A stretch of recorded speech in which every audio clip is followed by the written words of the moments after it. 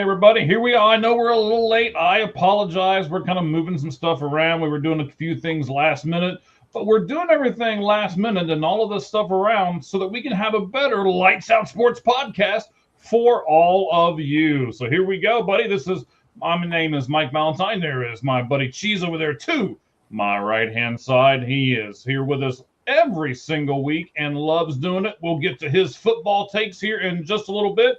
And then we'll do a ton of college football and some baseball in between. But of course, we can't do a whole lot of it until we do the walk-up music. Are you ready? 20 seconds start now.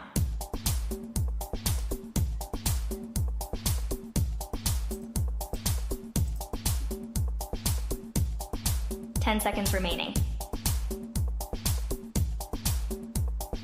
5, 4, 3, 2, 1.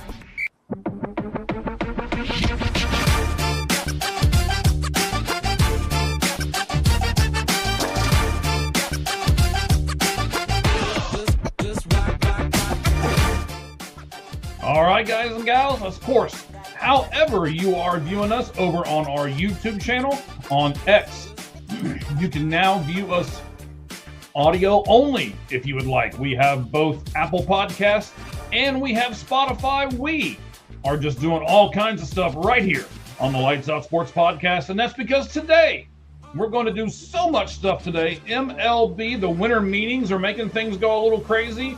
There's some signings and things that we're probably going to have to talk about a little bit that actually I probably broke since I wrote everything yesterday, so we'll have to do a few things there. I'm an old man today, all right? So I had to take a nap. I started work last night at like 10 o'clock Monday night and worked all the way until like 4 o'clock this afternoon. So if I look like I'm a little tired, because I am, all right? Old man nap.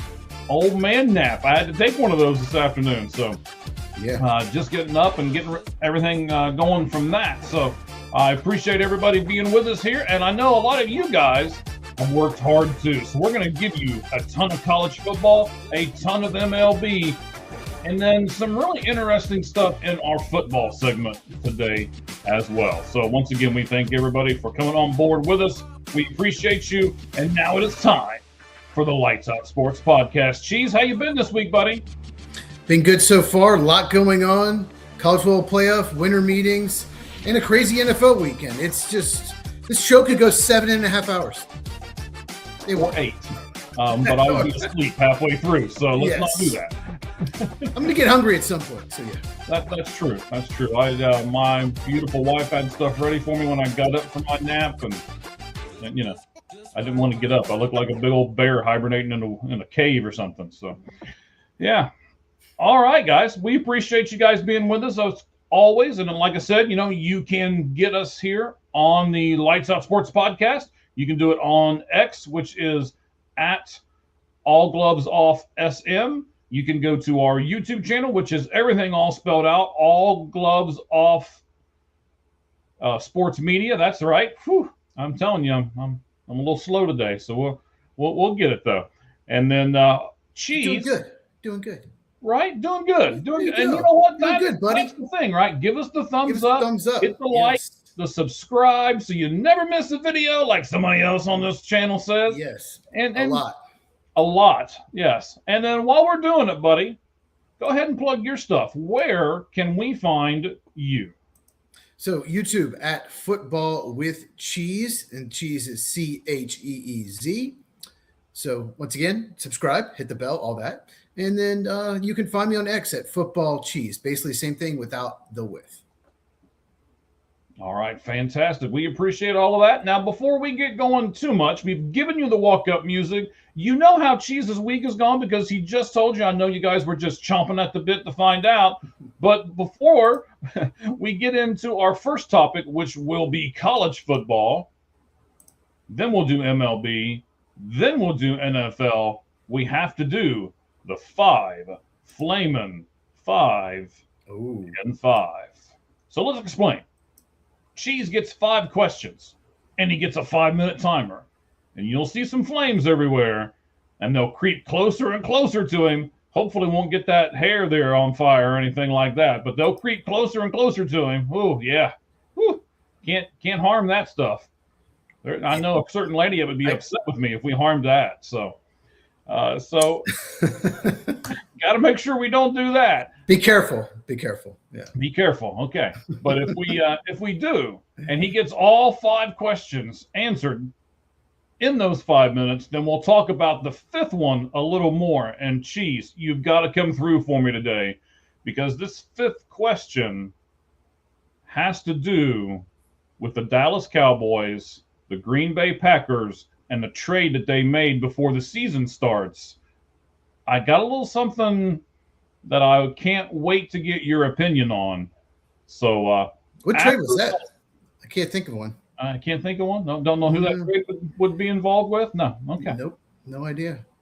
All right. Absolutely fantastic. So, Cheese, are you ready? Probably. He's not real sure, but we're going to go with yes anyway. All right. So the timer will begin after I read the first question. I usually do some great big long question for the beginning. It's not. We're just going to do something a little shorter question-wise, but I bet he's going to have a long answer. And we'll get to the comments here in just a second. I see we've already got one, so give me just a minute. We'll do the 5 flaming 5 and 5, and then we'll catch up on everything comment-wise here. Oh, more than one. Look out. Okay. Here we go, buddy. Here is your first question. Do you like the new rules of the NFL overtime? No. I absolutely hate it. I hate the whole thing about the overtime. I hate they went from 15 minutes to 10 minutes. It's led to more ties. I hate how long it takes because everyone gets a possession. There should never be a tie. College football had this problem, and they fixed it, right? No more ties. I don't know why the NFL doesn't do some kind of college overtime. Real quick, I'm just going to tell you what I would do. Not even the 25. First and goal on the 10, okay? Mm-hmm. You can kick the extra point the first time. Second overtime, you can't. Third overtime, you start going for 2-point conversions. The game won't take nearly as long. You will have less wear and tear because you're just goal to go. I don't know why you don't just do that and decide to win that way. The Packers and Cowboys both should not have a tie. I hate everything about it. And they're like, oh, well, 15 minutes is too long. It could hurt the player. So it's 10 minutes, so that's more ties. It's an absolute disaster. All right. So let's stick with that game for a second. Of course, that was the Monday night game where it went into overtime. The Eagles lost again. So, Cheese, what have you seen from the Eagles that's changed in their 3 losses in a row? Many things, actually. And we will talk about them a little in the NFL segment. We'll talk about Jalen Hurts specifically, but yeah, he isn't playing well. The whole offense, the play calling is bad. A.J. Brown seems like he's so good. He's so talented. Sometimes he's just like not in the game and then gets mad when he isn't. Then when he is, sometimes it looks like he's not giving full effort. But Kevin Patullo, the offensive coordinator, is just not very good. And the run defense, the pass defense is outstanding. It is terrific. Their corners are outstanding. But the run defense has been susceptible for sure, giving up big plays the last few weeks. All right, so 3 minutes left to go here in the 5 flaming 5 and 5. The next question is, are the Houston Texans the most dangerous team in the NFL currently? No. Who would No, they're up there. Their defense, I think, right now is the best in the NFL. So that does make them dangerous. But I still don't love their offense. Their offensive line is just so bad. And they've been able to make up for it recently, and they're winning games with their defense. But eventually they're going to run into a game where they have to score 24, 27 points, and they're not going to be able to do it because the offensive line doesn't run block enough or doesn't give CJ Stroud time. So while they're playing really well, I don't think they're the most dangerous. Oh, man. Right now, I don't think I want to play New England. I know they've had an easy schedule, but they're still just absolutely destroying people. So I would probably say New England or maybe the Rams. Okay. So, for the first time in a long time, the Kansas City Chiefs are not going to win their division. And because of that, do you think Andy Reid will coach beyond this season? Wow. See, you make me think. I know, that's what this thing is for, sir. I think it's a possibility he does not. I think it's a possibility he retires. Especially if he doesn't think they have a good enough roster to compete the next few years. Go out somewhat on top. I know this year's bad, but he's going to be a Hall of Fame coach. You don't have to worry about that. He's got 3 Super Bowls, terrific winning percentage. So I think there's a chance, I'd say 50-50 chance he actually does not, believe it or not. And we'll talk more about Patrick Mahomes and the Chiefs in the NFL segment, so stay tuned. We will. All of these questions, of course, have been about the NFL, and the last one will be as well. I'm gonna be honest here. I'm stalling a little bit because I don't think I'm wanting to have a whole minute right now on this question. I want to talk about this more after everything's all said and done, but I'll go ahead and ask him. Here's the last one. Jerry Jones traded Micah Parsons to the Packers because he tried to, I'm going to use my air quotes here, outshine the star. Jerry doesn't like players that take attention away from his cowboy machine. What do you think about that take? And do you think that could be one of the reasons why Jerry Jones traded Micah Parsons to your Green Bay Packers? Oh, I think it's a big reason why. I think it's absolutely ridiculous. Yeah, Micah Parsons has a podcast. Yes, he's going to draw attention to himself. But yeah, I think that's a big part of it. Jerry is stubborn. He's terrible for an office person. It's more about Jerry and the Cowboys than anything else. Oh, he got it. All right, excellent. Woo! I even made him sweat a little bit there. I was there on purpose. And I had more to say, but I had to stop. Well, that's fine. That's fine because we can talk about it now. So I read that in an article. I wish I saved it and could give the guy credit. By the way, we have 8 comments over here. We'll get to them here in just a second. Thank you guys for commenting. You can continue to do so right there in our live chat. We'll get to all of them here in just a second. But I believe that's 100% true, and I never really thought about that until I read that article. Yeah, so the article points out the fact that Dak is a really good football player, but he does football. CeeDee Lamb's a really good football player, but he does football. He doesn't try to do a whole lot outside. He doesn't try to take away from the star or anything like that. He doesn't try to, the quotes that I use were outshine the star. Do you really think that Jerry Jones would be that naive, I guess, to want his machine to be the thing in Dallas, even if it means they don't win as much? I think it's more arrogant than naive. I think he thinks that they can still win this way. He thinks it does. He thinks he won that trade. I guarantee you he thinks he won that trade. Because then he already used a second-round pick on a pass rusher, Donovan Ezeraku, and then he's upgraded defensive tackles. He said, well, we're stronger at defensive tackle, and we have these future picks. I think he's just really arrogant, and Micah Parsons was becoming like the face of the franchise. He was, and Jerry wasn't. And he could be, and you know what? He's become the face of the franchise of the Packers, and that's fine. Jordan Love could care less. Josh Jacobs could care less. If Micah Parsons is the face of the franchise, the Packers don't have an owner. So there's no issue there. So thank you very much. So, Jerry, it's all about Jerry. And he loves, the reality show. He just loves Cowboys, 365. Jerry Jones and Cowboys. That's all we're talking about. We shouldn't be talking just about Micah Parsons. And anybody that says, oh, they cap situation, they could have fitted him. You can find a way to fit him in the cap. They could have paid him. Yeah, I mean, football has all these different ways you can do it, right? You can give them a signing bonus that doesn't count against the cap, and there's a whole lot of different ways that you can construct it. I mean, just look at the Eagles roster. The Eagles have a roster that's way over the cap if you just look at salaries and stuff like that. But they do all these intricate things and all of this so that they can continue to have a huge roster with a ton of great players on it.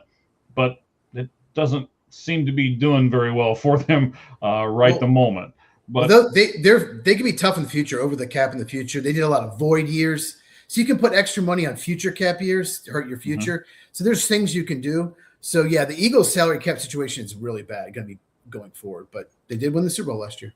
Right. So, it's one of those things where I think a lot of these franchises say, hey, no matter what, we got to win a Super Bowl. And if we do, then we're okay with whatever consequences we have to suffer for the next few years, as long as we got one. So I'm not really of that mindset. I would rather my team be in contention every year. Mm-hmm. And not do the whole, I won the Super Bowl and then I'm terrible for 5 years before that and I'm terrible for 5 years after that because I threw everything into that 1 year to win the Super Bowl. So, just a little bit. Here's the other thing, guys. I'm glad that we are popular enough to where we have trolls trying to comment with us live at the same time, because I told you we had several comments and we did. Most of them I'm just not going to put up here on the air. So we had to Bears fans. Right. Bears fans. Yeah. Thanks, Cheese. They hate me. Yes, they hate me, but they never say I'm wrong. They never call me wrong. They just hate me when I tell the truth. Oh, all right. And then I need to tell you guys this. Instead of doing a top 10 on our lights out list, we're going to do 2 top 5s. And we'll tell you which 2 categories we're going to pick top 5s in here in just a moment on the Lights Out Sports Podcast. But of course, what we're going to do is we're going to have to set everything up, guys, because as you all know, we do all kinds of different stuff here. We do I call them the 3 major sports because I don't hardly watch the NBA. Although I have to admit, the Suns are doing a lot better than I thought they would. So I might end up watching before it's all said and done, but we probably won't talk about it here. I didn't know they still had a team. Calm down over there. Calm down.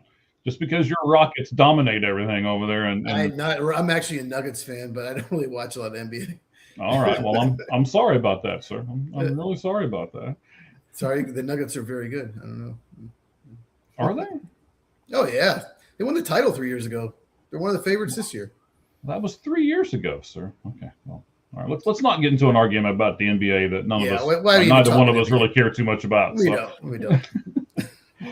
Oh man! But I tell you what, we will do, and there's no argument about this. Let's jump into college football spread offense.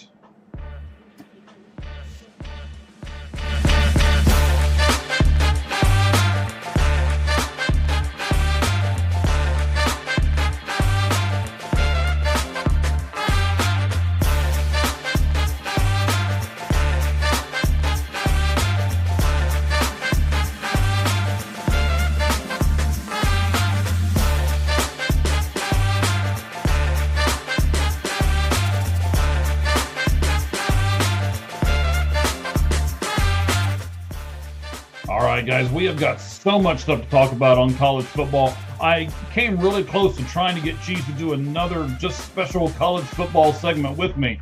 But to be honest, it's my fault because I just couldn't squeeze it into everything else I was doing this week. So I was like, okay, we're going to have to kind of lay off this. I mean, last week we gave you guys so much content. You guys responded, 400 on different things, 500 on a couple of different ones. And we appreciate you guys telling us how much you appreciate the context. But we're going to talk about the conference games. We're going to talk about what happened on Selection Sunday. And then we're also going to talk about multiple college teams declining bowl bids. So those are the 3 big subjects that we're going to get into. But we're going to do a lot of little things along the way as well. So those are our 3 big things. Stay tuned with us. We're going to map it all out, and we're going to put it all out there for you, each and every one of you. And then you guys can put your comments up there as well. All right, so let's go ahead and start with our college football spread offense segment. Let's talk about those conference games for a moment, Cheese. Would you agree with this? All of the conference games, except for the Big Ten game, were terrible. Yes, the ACC game was close, but it was terrible to watch. It was just so awful. So, the Big Ten one was entertaining. It was low scoring. which is more fun if it's like 44-41 or something like that. But yeah, I agree. That one was the only one that wasn't terrible. All right. So the SEC game and the Big 12 game were both big blowouts. Yep. So does that prove that there was an actual dominant team in both the SEC and the Big 12 this year? Big 12, yes. SEC, maybe. Clearly, at this point, Georgia's better than Alabama. Alabama's offense is a disaster. I would have liked to see Texas A&M, Georgia. Maybe not. I don't know. Georgia, they didn't play A&M. Did they play Oklahoma? I don't know. But I wouldn't say for sure there's one dominant SEC team. I think Georgia's the best one right now. But Big 12, yes. SEC, probably not. All right. So because the Big 10 was it was the game of all of those games, and it's not even close. Yep. So does the result of that game prove that the Big 10 was actually the best conference overall in the college football world this year?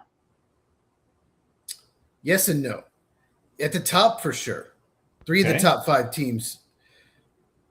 But in the middle, not so much. SEC had 7 of the top 14 teams right now in the rankings.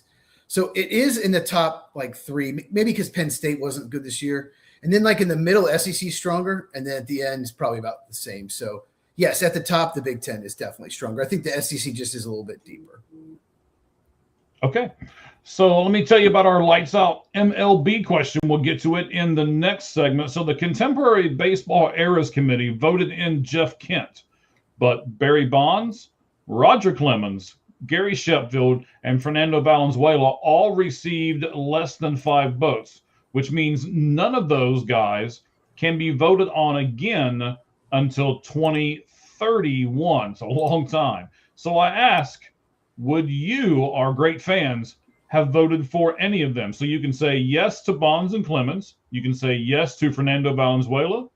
You can say yes to Gary Sheffield, or you can say no, I wouldn't have voted for any of them. And the results right now are really close. From first to last, it's like 11% from the first place answer to the last place answer. So it should be interesting, and we'll get to it here in just a little bit when we do our MLB 4-pitch talk. So we said, Cheese, that at least at the top, the Big 10 was the best overall conference. Because of how all these conference games turned out, does that also mean that the ACC was the weakest conference in football this year?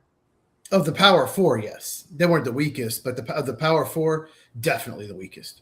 Clemson and Florida State being terrible really hurt their conference.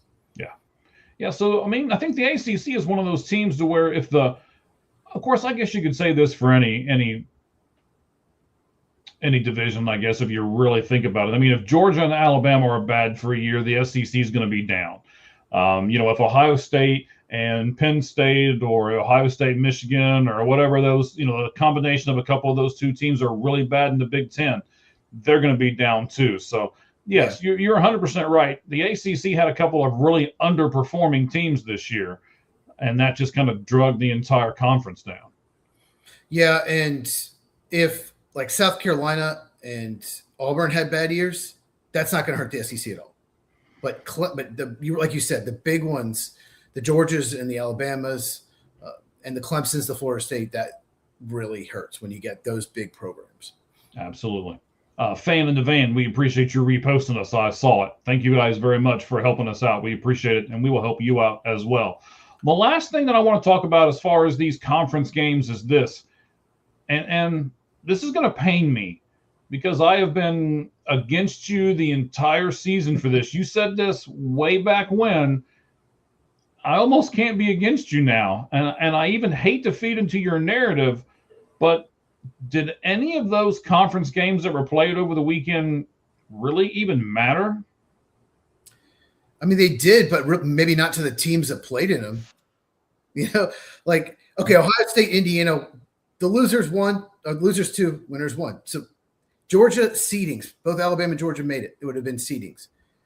But it mattered to people like Notre Dame. Virginia losing probably hurt them, getting Miami in, wanting an ACC team in. And, it mattered, if, I don't know, Troy beats James Madison. Mm-hmm. If North Texas beats Tulane, I guess those. But no, in SEC and the Big Ten, for example, they all got in the playoff. It's all about winning the playoff. The team that won the national title last year didn't even play in their conference title game. And I think it helped them.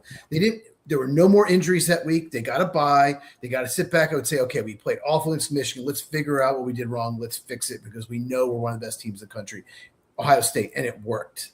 So it's just conference games just don't mean what they used to. And, Texas A&M, Ole Miss, teams like that, Oregon might be better off not having to play in it.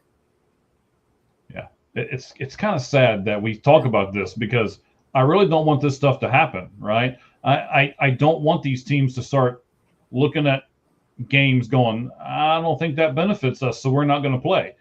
Because the people who lose are us. The fans of college football lose. If they don't want to play, if they don't want to participate, if they don't want their, all their players to play and participate.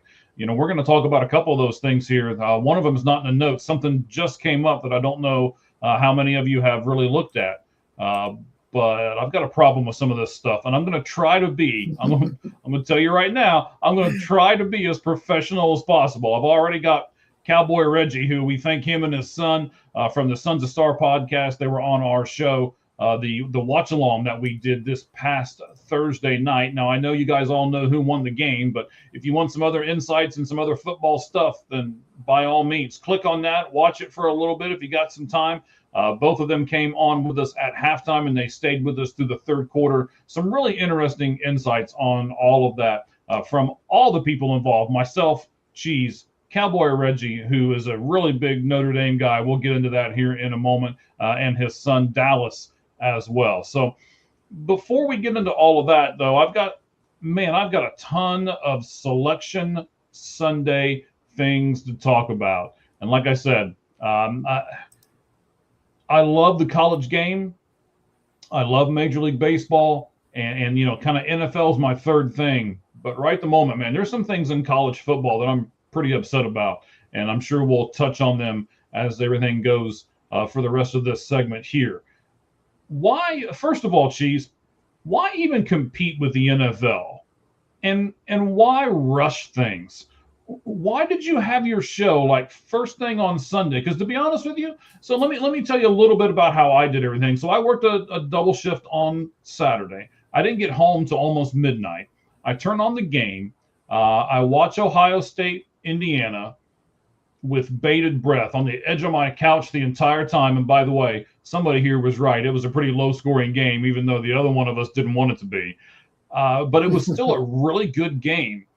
And then as that game is closing out, I can hear the broadcasters saying, oh, well, the ACC game is in overtime. So I'm like, well, shoot, I taped all the games. So then I get done with Indiana, Ohio State, and then I turn around and watch like the last like 10 minutes of the game. And then I watch the overtime period until the winner was crowned. So by the time I got to bed, it was late. And then I get up to messages from you talking about the Selection Sunday and how they've already picked everything and I'm just like, really? They already did it? It's over? I missed everything?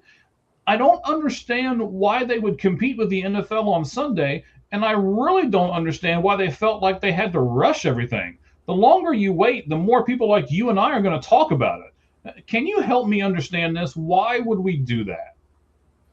Well, it started an hour before the NFL games started, so it wasn't actually against the NFL. It was right before.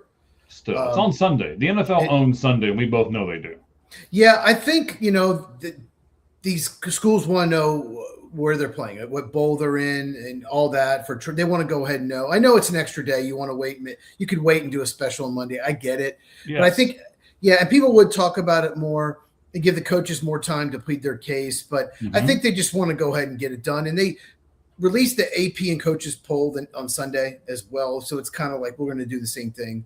And they know after the ACC championship game and the Big Ten, they know at that point who they're going to select. The committee pretty much has the scenarios. I'm sure they map them out the day before. So I get it. I watched the show, and then as soon as it ended, I flipped to NFL. Well, I literally didn't get a chance to talk about it because by the time I went to bed, we'll just say it was really, really late, right? and then I slept in. I always set the alarm to go off. For me out here in Arizona, I do it like right at 11 o'clock. So I get up, and I know this is probably going to sound sacrilegious to you, but I don't like to watch the games live. I can't stand commercials. So I would much rather be about a half hour behind, and then I fast forward through the commercials. And now, because I've been with you for so long, we talked about this in the last couple of weeks. You've got me like rewinding a little bit and watching stuff and doing all these other things to almost assure that I'm going to be about 10 or 15 minutes behind every live game that I watch. So, yeah, I watch football different because of you. Thanks, buddy. So You're welcome. Yeah. The key is have two TVs. That way, one's a commercial, you can watch the other. All right, maybe, but I can have that. I have a certain TV provider that we can't plug because they don't pay us to. That where I can divide my screen in fours, so I can actually watch 4 games at once. But sometimes I just can't do that. I catch myself watching one and looking and being like, oh snot, they scored over here, and so. I'm going to stick with my one TV thing, at least for a little while, I think, until I get it completely down, and then we'll go from there. But I just don't understand. To me, what difference does a day make? You go ahead and you release the college football polls, and then you give people like you and I and our friends, and when we're all shooting back and forth on X, and we're all talking smack on Facebook about how our team's going to get in and how we think this is going to happen and how we think that's going to happen. And in my opinion, they didn't give us a chance to do any of that. They got you up to the ultimate hype, and then it didn't take them but less than a day to just answer all the questions. Why? Why would you do that? To This me, is what they do. This is why they do it. It's just the way they do it. I know, but it's stupid. Okay. You have a show. See, I'm already going a little tangency here, and we're only on question 1. You're a little grumpy. More to go. You're a little grumpy. Have a show like an hour before the Monday night game, and let us talk about the Monday night football game and what all the college results have been and everything else. I mean, I hear what you say. The schools want to know, but what, they've got 2-3 weeks before the first bowl game even starts, and come on, man, those aren't real bowl games anyway. So No, trust I me, don't really no. think it makes that much difference. Well, it's just the way they do it. I don't think it's going to change. Well, I want it to, daggone it. They should listen to me on the Lights Out Sports podcast right here with my buddy Cheese. So let's move on to the second question before I get too crazy in just question 1. Let me ask you this, Cheese. Did the committee get seeds 1 through 4 correct? Yes, they did. Could you have made a case for Georgia being number 2 and Ohio State actually dropping to 3? I guess you could because they won the SEC. Mm-hmm. Both had 1 loss, but Ohio State's loss was a neutral site to the number 1 team in the playoff. Georgia's they lost at home to the number 9 team in the playoffs. So it's hard for me to move Georgia up to 2. So I think they got the top 4 correct. Okay. But at the same point, do you think the SEC was more challenging than the Big Ten? So if you look at the overall picture, that you could have moved Georgia up to 2 and Ohio State down to 3? It was deeper. There probably wasn't a team as good as Indiana or Ohio State, Mm-hmm. I think Texas Ohio State was the only game where like a Big Ten and SEC team, they were both like top 20 played, and Right. Big Ten won. So no, I think they got it right. That's Okay. Big Ten and SEC. I mean, flip a coin. Which one's better right now? Like I said, better at the top Big Ten, a little bit deeper SEC. Okay. To be honest, I think the number 3 team has a little easier path into the college football playoff. I was almost hoping, and I wouldn't have taken it as an insult if they'd have put Ohio State at number 3. Okay. Just I don't because know. I'm the Ohio State guy. I don't know. I look at their road to the college football playoff game, and I think the number 3 seed has a little bit easier time than does the number 2 seed. Okay. Possibly. I don't know. I don't know if I agree with that because I don't think Miami should have been in, and Texas A&M's really not playing well. So I think I disagree with that. I'm gonna say the 2 is easier than 3. So we disagree. All right, interesting. So you guys comment on us. What do you guys think? Do you think 2 is easier than 3? Look at the layout. I'm sure most of you guys have looked at it several times. We'll wait for the comments right here. We got lots of people with us live, and we'll just hang back and see. We're going to be doing a lot of college football talk, so you guys have plenty of time. All right. How about seeds 5 through 8? Do you feel seeds 5 through 8 did well enough this season to deserve to host a first round game? And that's the big thing with 5 through 8, right? Is hosting that first round game. Mm-hmm. And they all won last year. Mm-hmm. They did. They all won their home games. Mm-hmm. Right. So Oregon, Ole Miss, Texas A&M, and Oklahoma. You like 5 through 8, Cheese? Yeah, I mean, I like Oregon, Ole Miss, Texas A&M for sure. 11-1, absolutely deserve it. Yeah, Oklahoma. They went 10-2. I think they are the most deserving 10-2 team because they played a really hard schedule, and they went at Tennessee, at Alabama. Did lose a neutral to Texas. Their only other loss was to, I cannot think right now. But anyway, Oklahoma, I would have put them 8 based on this field. I probably would have put BYU with 11-1. If I was doing it, put them 8 and give them home game over Oklahoma. But in this field, yes, I would put that in that exact order. Yeah, we'll get to BYU certainly because we'll get to them. So I gotta keep myself. Breathe, Valentine. Breathe. Okay. Do you still stand by your previous statement that you made in other shows that Notre Dame should be seated no higher than 9th until they agree to join a conference?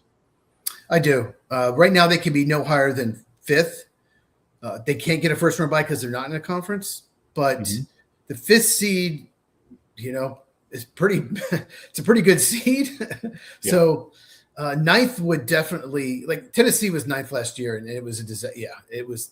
It's tough because you're playing a team, another good team on the road, and then if you win, you play the number 1 seed. So I think the only problem with it is if Notre Dame next year is 12-0, and you're an 8 seed and you have to play the number 1 team in the country. They might be ranked number 1, and even though it's at home, they should be ranked higher based on their record. But yeah, I think I would do that. I think Notre Dame needs to be punished more for not being in a conference. And if you've watched my videos, I thought Notre Dame should have been in the playoff. I'm not anti Notre Dame or anything like that. I just think if they were in a conference, they'd be in. Let's say that much. Because if they were in the ACC, they would have won the ACC. They would have beaten Virginia because just about anybody would have beaten Virginia. 100%. That's a great point. I know it's not in the notes, but I have it written on the stuff that I have over here on the side. If they would have been in the ACC this year, what you just said is 100% correct. And there'd have been no doubt they'd have been in the college football playoff picture. They would have been in the ACC. They would have went to the title game. They would have beat the living tar out of Virginia. Yes. And here we go. We're in. And it would give them a second ranked victory over a ranked team, and probably would have put them as the 8 seed because they won the conference. I think they would have been the 8 seed, Oklahoma the 9, and Miami would have been out. Yeah, for all of these people who are screaming about Notre Dame right now, and trust me, I've gotten arguments over the last few days with a lot of them. And kind of like Bears fans to you, Notre Dame fans are not real happy with me right at the moment. They like me. Yeah, you suck up. When it's all said and done, I believe Notre Dame did this to themselves. Join a conference. Stop trying to be greedy, because that's probably I'm just going to assume that's the main reason they don't want to join a conference is because they don't want to share the money with everybody else. Yeah, they want to keep it all to themselves. Well, fine. You can't have your cake and eat it too, right? So there you go. You got all the money, but you did not get into the college football playoff. But they have no problem with every other sport besides the moneymaker football. Yeah, being in a conference. Oh yeah, we need you. See, ACC is part to blame here. You should not let someone in as a part-time. Because Notre Dame is in the ACC for every sport, all of them, men's, women's, whatever, except for football. And ACC should not do that. They should said, no, you're joining for football as well. And they played ACC schedule 4 games every year. Big whoop. You're not in the conference. And yeah, if they were in a conference, they'd be in this college football playoff. I hope they decide to join one because it would fix a lot of problems.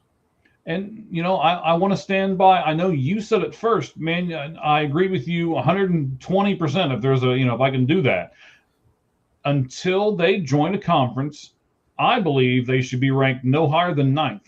They shouldn't get a bye, and they shouldn't get to host a game. They should have to go somewhere and play, and that's their punishment for not being in a conference. Yeah, if they were the 9th seed last year, they would have had to play Ohio State at Ohio State. We know they didn't beat them in a neutral site. They would have lost by even more, and they would have been, boom, one and done. Yes. And, yeah. Yep. And, when you cry, oh, we're Notre Dame, we deserve to be. No, what you deserve to do is join a conference like everybody else does. You're not special. I don't know. I'm trying to breathe. I'm trying to stay with everything here. But it's hard for me to do right at the moment because this, again, they did it to themselves, but they don't want to talk about this. In fact, the AD wants to get upset at the ACC conference because they said, "Oh, well, you compared us against Miami, and because you did that, that's what the committee did, and then we ended up losing because of that." He said that their relationship with the conference has fractured ties. Oh, well, in his defense, ACC Football X account promoted the crap out of Miami. They said Miami should be over Notre Dame, and the ACC network over a dozen times in 2 days played the Notre Dame Miami game. Over a dozen times on Thursday and Friday leading up to that. So they promoted Miami. They tried to. So I get why he's upset. But the solution is join the ACC full time. They won't do it. Yes. I wonder if there wasn't a little bit of collusion there. Well, we'll talk more about that. A question later on. I want to get to it now. Yes, we will. We'll just plant that little seed in some people's brains here as we continue to go forward. How about this? Do you still stand by your previous statement that there needs to be at least one non-power conference team in the top 12 in the college football playoff? That's actually not exactly what I said. What I said is I don't have a problem with it. I don't have a problem with them putting one in. I do have a problem with putting 2 in, just because they need 5 conference champions. Like Paul Feinbaum, he's terrible. ESPN guy. He's absolutely terrible. But he just went off. It was hilarious today, saying that no one wants to watch James Madison. No one wants to watch Tulane. They're going to lose by 25 points in both games. He's right. Probably. Yeah, he's right. I don't want to watch Oregon play James Madison. I don't. I'm going to. I don't want to watch Tulane, who lost by 35 to Ole Miss, going to probably lose. I think they might be able to keep it closer, but same place. They already played at Ole Miss. Yeah, I don't want to watch that. I would much rather watch Notre Dame go to Ole Miss. God, that'd be awesome. I'd much rather watch Utah or BYU go to Oregon, or Vandy, someone like that. Much. So, no, I don't have a problem with it, just to give someone not in the Power Four a chance. And last year it worked out. Everything worked out. There were all the 3 lost teams didn't make it. Two lost teams in the big conferences got in, and Boise State was 11-1. So they were getting in no matter what. So everything worked out last year. This year, nothing worked out. Much harder for the committee. And we're seeing what the problems are with the 12-team format. Do you believe that each power conference, in other words, the Big 10, the Big 12, the SEC, and the ACC, should have at least one representative in this top 12 college football playoff? No, not necessarily. I want the 12 best teams. I guess if you I don't know, that's tricky. Like the ACC, I don't think the ACC deserved a team this year, because Notre Dame's not an ACC team. I don't think they did. So, no, I would say no. And here's another thing. What if, I gotta say this, what if Troy beats James Madison? So that means either Troy or Duke is the 12th seed. Yeah. Because you have to have 5 division winners. One of them has to be in. Does Duke get in the college football playoff with 5 losses? Does Troy get in with 4 losses? It would have been a disaster. A disaster. I was hoping Troy would win.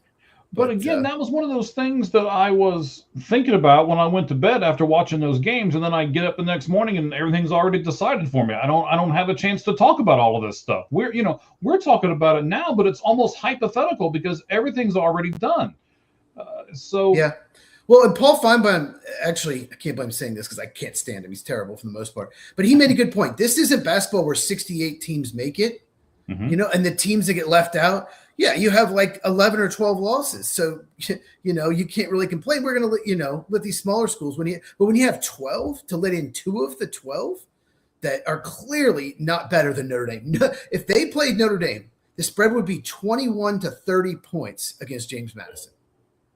At least. So yeah. Yeah, you're getting ahead of me a little bit, but that's fine. I understand now. Now, see, you're starting to get into this conversation too here. I'm liking this.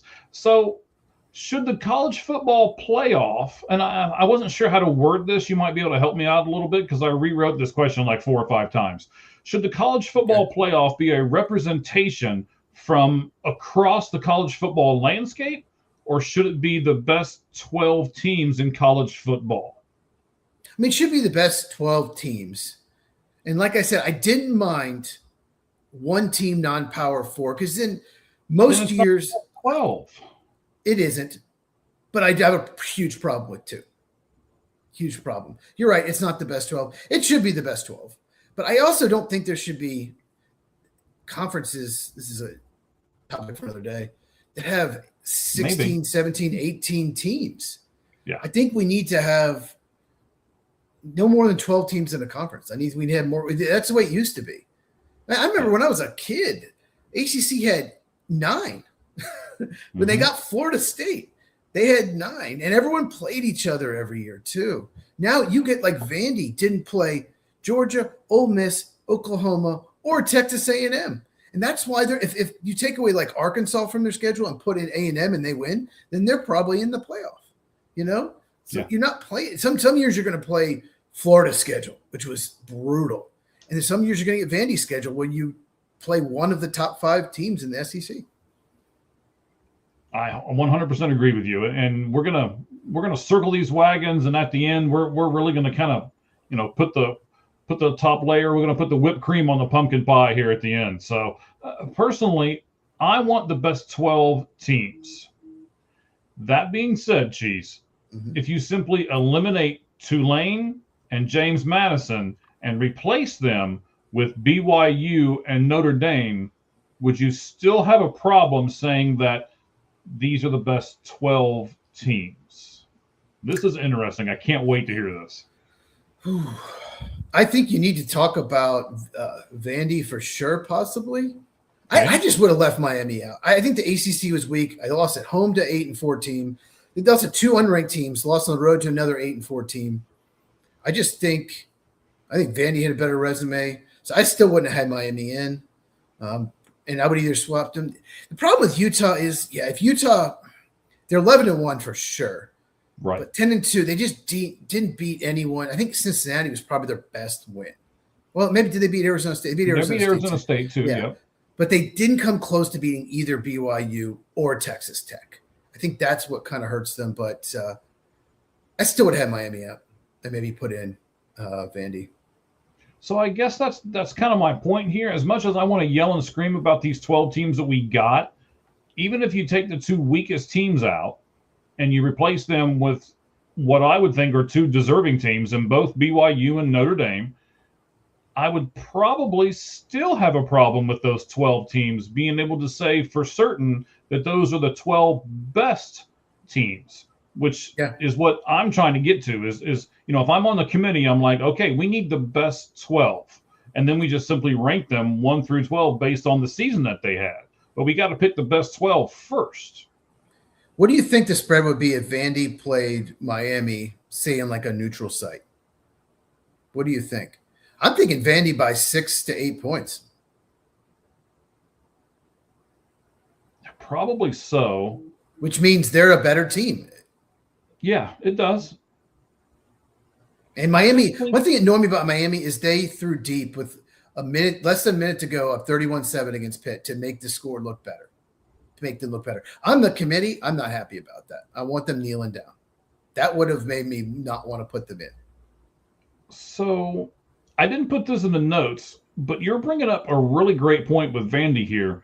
Don't you think the ACC, or excuse me, don't you think Vandy should be really upset at the ACC for promoting Miami more than Notre Dame seems to be upset with the ACC for promoting Miami? Possibly. I don't think Vandy was ever going to get in because they, like I said, they played the softest SEC schedule. I just don't think they ever were going to get in. I know anyone that was saying they should, and some people were saying Miami. So possibly, but I just don't, even though I think Vandy should get in over Miami, I don't think most people agreed. Okay. So a guy named Eric Bischoff, who was in WWE and WCW and stuff like that, you know, for you either know him or you don't know him, he has a book called Controversy Creates Cash. It's 100% right. What we're doing right now is talking about college football, and we'll be talking about all this stuff with college football probably way past that first bowl game. So I think this is simply a ploy to ensure that the college football playoff gets expanded to 16 teams next year and will increase to more soon. So I'm going to call it right here, right now. I believe that this committee and ESPN and everybody else will see money just like they are with this, and they're going to be like, okay, next year we're going to go 16 teams and see what happens. Do you think there's a chance they go 16 teams next year, or do you think there's a bigger chance that they still do 12 for another couple years and then they double it to like 24? I think they stick with 12 for a few more years. I think they skip 16. I think they go right to 24, just like they skipped 8, because they want to give, if they go 8, then the difference between 1 and 8, maybe there's a home game in there. Maybe it's not neutral, but still, it might be a 2-loss team versus undefeated team. And if you go 16, you're going to get a 1 versus 16. You're going to get like an undefeated Indiana team versus maybe a 3-loss USC team. Say USC is a 16 team, right? Right. Is that really fair that they didn't get any incentive? So I think when they do move up, I think they'll go straight to 24. And when they do, the good thing about 24 is you can say, okay, maybe James Madison, Tulane deserve to be in it. Let's make sure every conference gets someone. So makes that's the one fix about 24. The problem with 24 is, guess what? 25, 26, 27, 28 are going to complain. Yeah. They're going to be like, we should be in, an 8-4 team in the SEC and Big Ten are going to complain. Tennessee and Missouri are going to want to get in if they get left out. They're both been 8-4 teams. So that's the problem. It's like you're never going to make everyone happy, and you absolutely cannot go more than 24. And by the way, if they go 24, bowl games are done. Absolutely done. Right. And I didn't really put this in here. I think we should talk more about this in probably next week if we would go with, bowl games and all of this kind of stuff. So I don't want to jump into this too much, but I agree with you. Well, I'm not going to say I agree with you, but I think there's a way to satisfy both. And we'll talk more about that next week when we look at different scenarios that this committee could actually come up with to fix the current problem without creating more problems. We'll talk about that next week. But even with all of the above questions, we have answered all kinds of questions here, and we've discussed everything, and we didn't necessarily agree on all of our points, but I still, and even if you put BYU and Notre Dame in there, I still have a huge problem with these 12 teams, and I have a big problem with them because Alabama is one of those 12 teams. They shouldn't be in the top 12, but they are there because they make money for ESPN. And let's just put this out there right now. This is me. This is not necessarily Cheese, although I'll listen to your comments afterward. I've said it multiple times. I think ESPN is ruining sports. It is ruining sports. I mean, the counter argument for that is, well, Notre Dame brings ratings too. Like Alabama brings ratings, no doubt about it. And Notre Dame does too. But here's the point about ESPN. They own ACC Network. They own SEC Network. Every single ACC game and SEC game are on ESPN or ABC. Every one. So it helps them. It helps ESPN to have as many SEC and ACC teams in the playoff. Notre Dame has a contract with NBC. The Big 12 and Big 10, some of their games are on Fox. The big game on Big 10 is on Fox, and their CBS does too. So it helps ESPN to get Miami in. It helps ESPN to get Alabama in, and not BYU or Notre Dame, because we have the rights to all their games. So, yeah, ESPN is running sports, and they have and the selection committee shows on ESPN, the college football playoffs all on ESPN. So, ESPN pretty much controls college football for the most part. And and SEC used to be on CBS, the big game, and ESPN took that away. And what, 90% of all the bowl games you're going to see are going to be on ESPN, if not more. Yeah. So when one entity owns too much of one thing, it would be like the only way you can see the NFL is you must buy the NFL Sunday ticket. Period. We don't do any games on Fox. We don't do CBS. The only way you can see it is if you have to buy this package. Now, I also get it, because a lot of, and we're going to talk about that when we get into I know I didn't put it in the notes, and you haven't seen this part, but at the very end of our MLB 4-pitch talk, I want to talk about the new agreement, the new MLB rights deal, and how it's different. But ESPN as a conglomerate owns way too much of the sport that I love, or one of the sports that I love. And I really think they basically put their finger in the pot, right? And they stir it. They're like, nope, we don't want that. Nope, backwards. No, we don't want to stir that right now. Let's hang on. I don't like it. I don't like the fact that college football seems to be okay with giving ESPN all of that control. And I think the people who suffer are you and I because of it. Absolutely. And to see, if you are a college football fan, you have to have ESPN. There's so many games on there. And, ESPN, a lot of people don't have cable anymore. A lot of people stream. So they had a lot of layoffs. They started losing money, and they're trying to take over NBA. They're trying to become a monopoly on sports, to take it over, to get that money back. And it's Disney. It's not just ESPN. It's Disney is who owns ABC and ESPN. So it's really Disney doing all of this. Yeah, I'm just waiting for somebody to step in. I'm a little surprised nobody has, as of this point, a congressperson or Senate or somebody has to be able to. If we can see it, they can see it, right? Yeah, Congress only cares about foreign countries. They don't care about us. That's all they care about. So.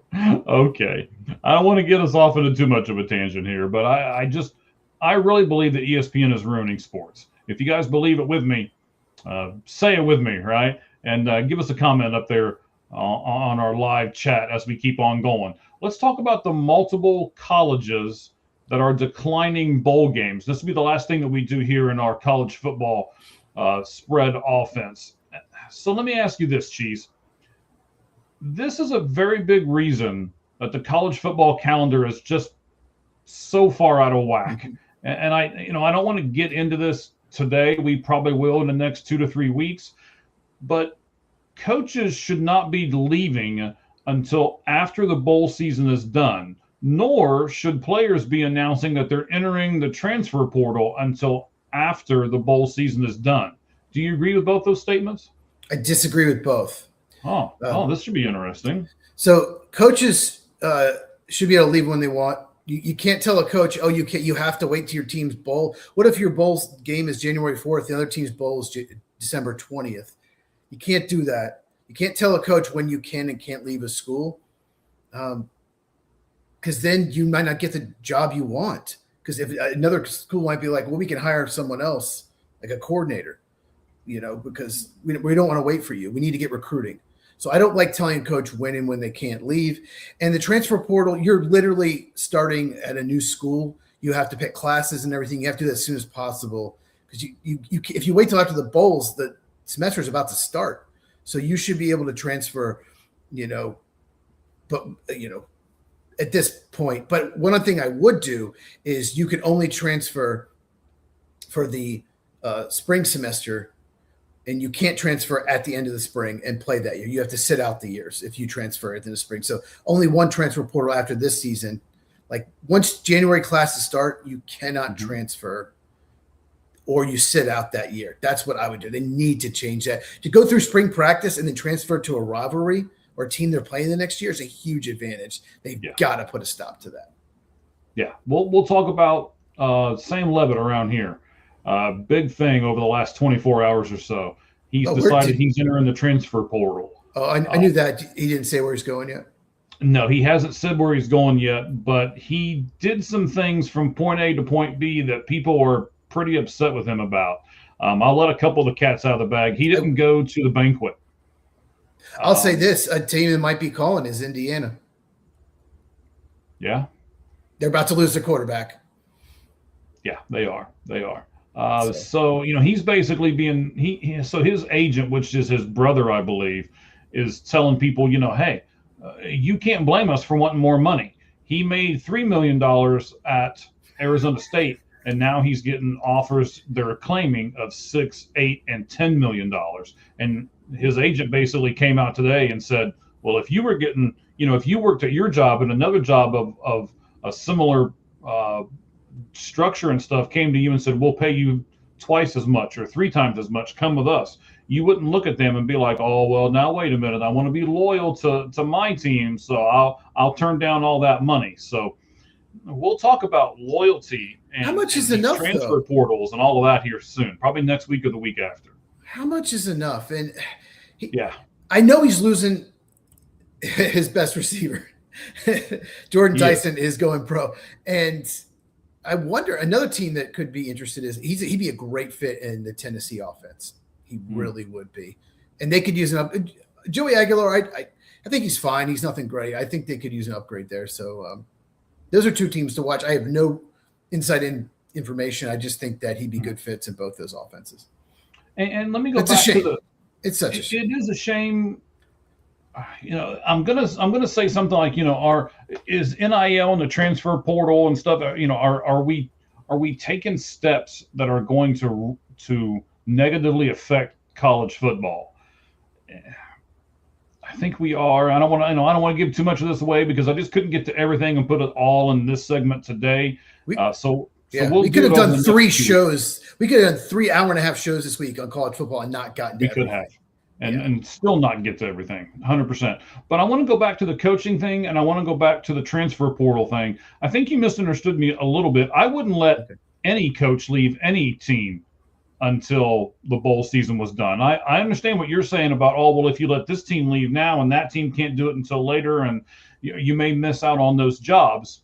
I completely understand that. So you're not allowed to hire a coach until after, January 15th or something like that. So no team can hire a coach until after that point. You make everything even, and you don't have all this scramble, because that's what some of these teams are using as an excuse. Hey, we just lost our coach, and you want us to go to a college football game, a guy that doesn't even know any of these players, and all of a sudden coach us, and what if we get jack stomped and we look stupid? And no, so I don't want to go to a bowl game now. But the problem is the signing. Well, problem with the signing day then you sign with a team and then the coach leaves after the bowl, and you want to play for the coach if you already signed. Can't do that. I think you should be able to fire a coach whenever you want. I think you should be able to hire a coach whenever you want. I really do. I know it sucks. It sucks for these teams lose their coach in the playoff. It sucks for Ole Miss, but you have to give.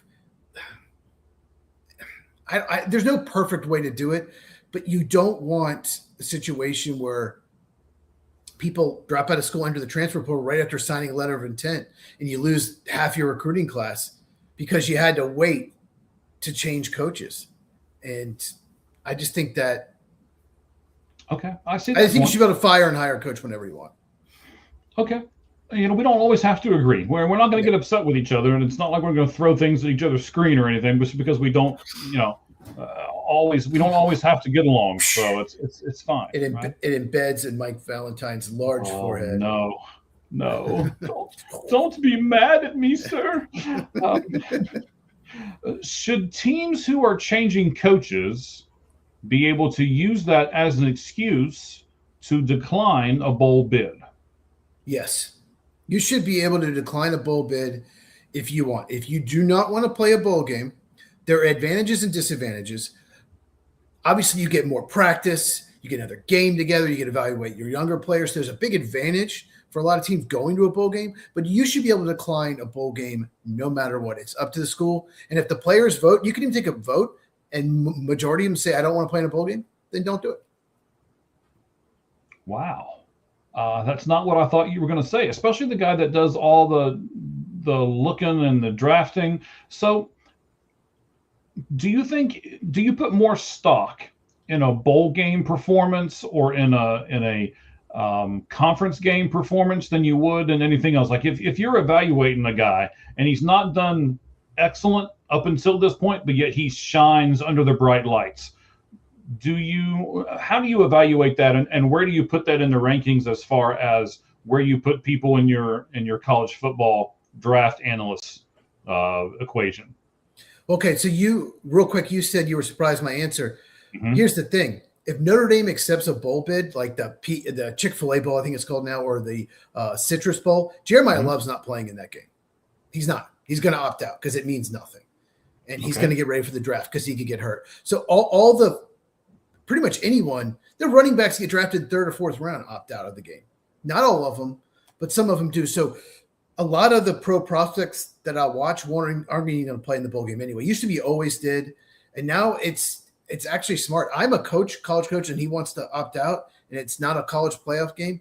I understand, because you get hurt, that could cost you rounds and a lot of money. And millions. Mm-hmm. So anyone saying, oh man, Notre Dame, we don't get to see Jeremiah Love play again.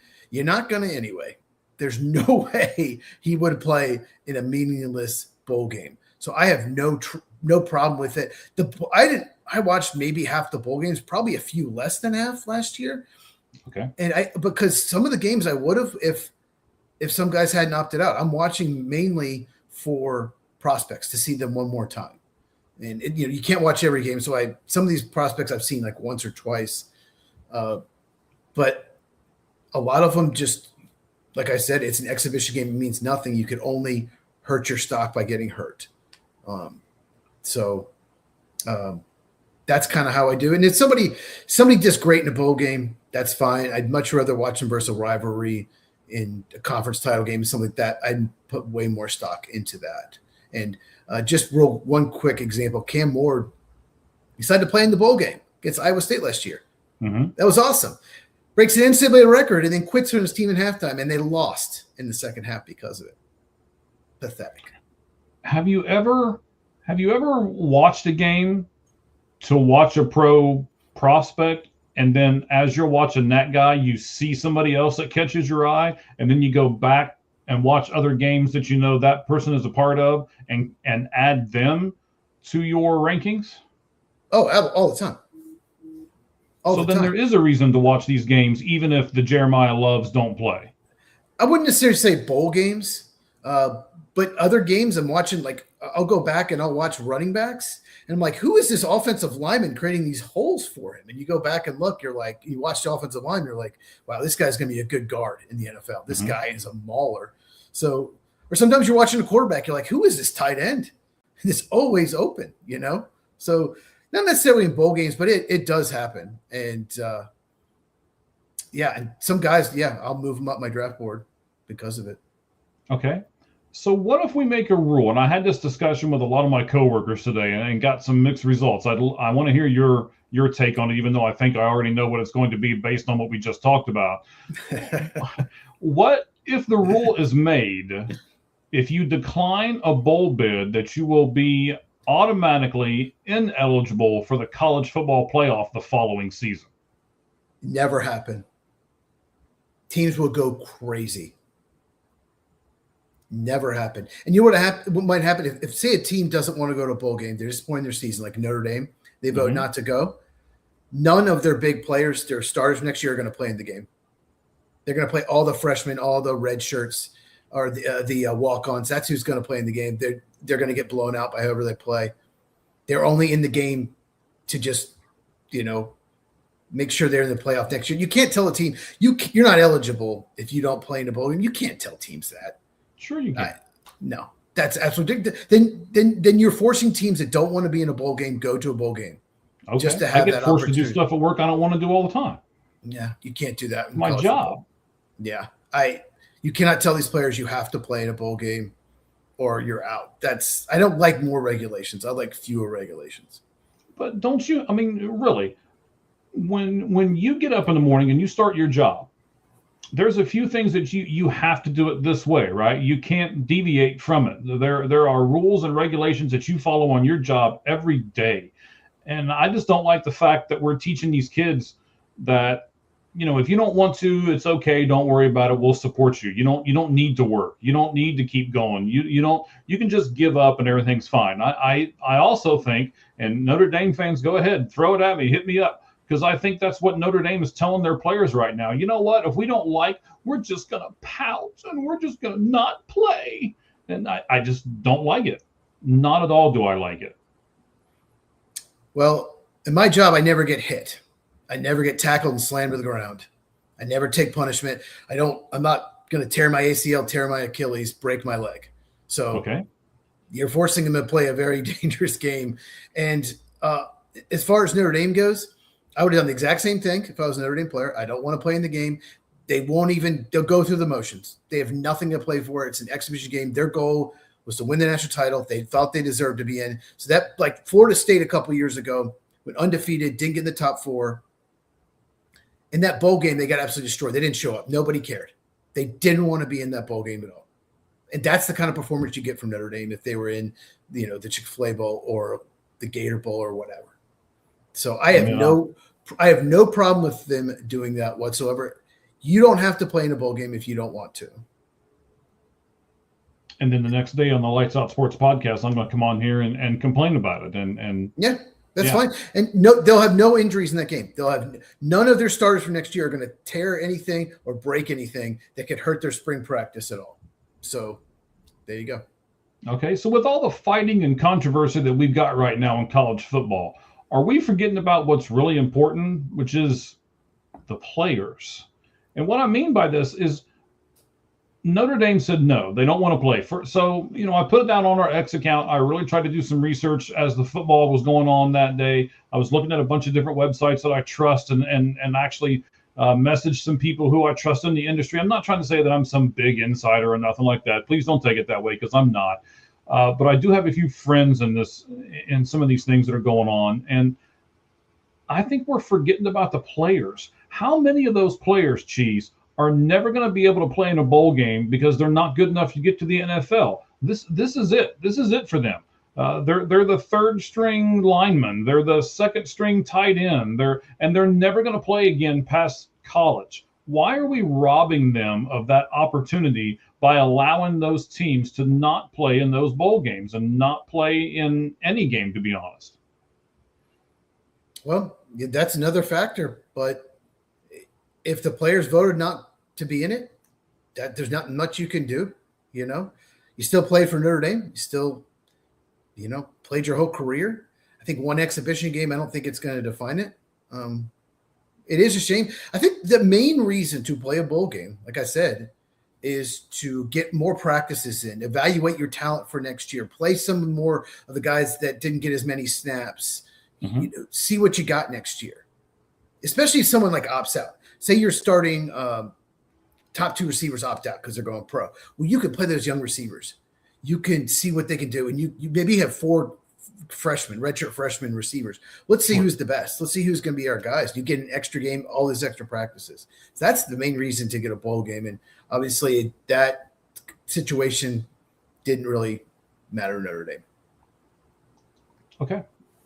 Yes. Last thing, college football, last question that we'll do today. And then we got a lot more stuff to talk about and cover. We'll do it in the upcoming weeks. And then we got to get to our MLB 4-pitch talk here in just a second. And the last question is this. And as I was writing this stuff, I kept going, man, I'm playing right into Cheese's hand here, but I'm going to play into your hand again. Everybody seems, including myself, as I was reading this, researching this, writing all this out, I'm for, you know what, let's go to 16 teams. Let's see how that works. And then it's like, okay, let's go to 20 or let's go to 24. I think we're just going to keep climbing. And everybody, again, including myself, wants to continue to expand the college football playoff. But if we really look at it this season, wouldn't it be easier to just drop them all down and just do the original 4? I mean, one of the very first questions I asked you, did they get the top 4 right? And both of us said yes. Okay, those are the 4 best teams.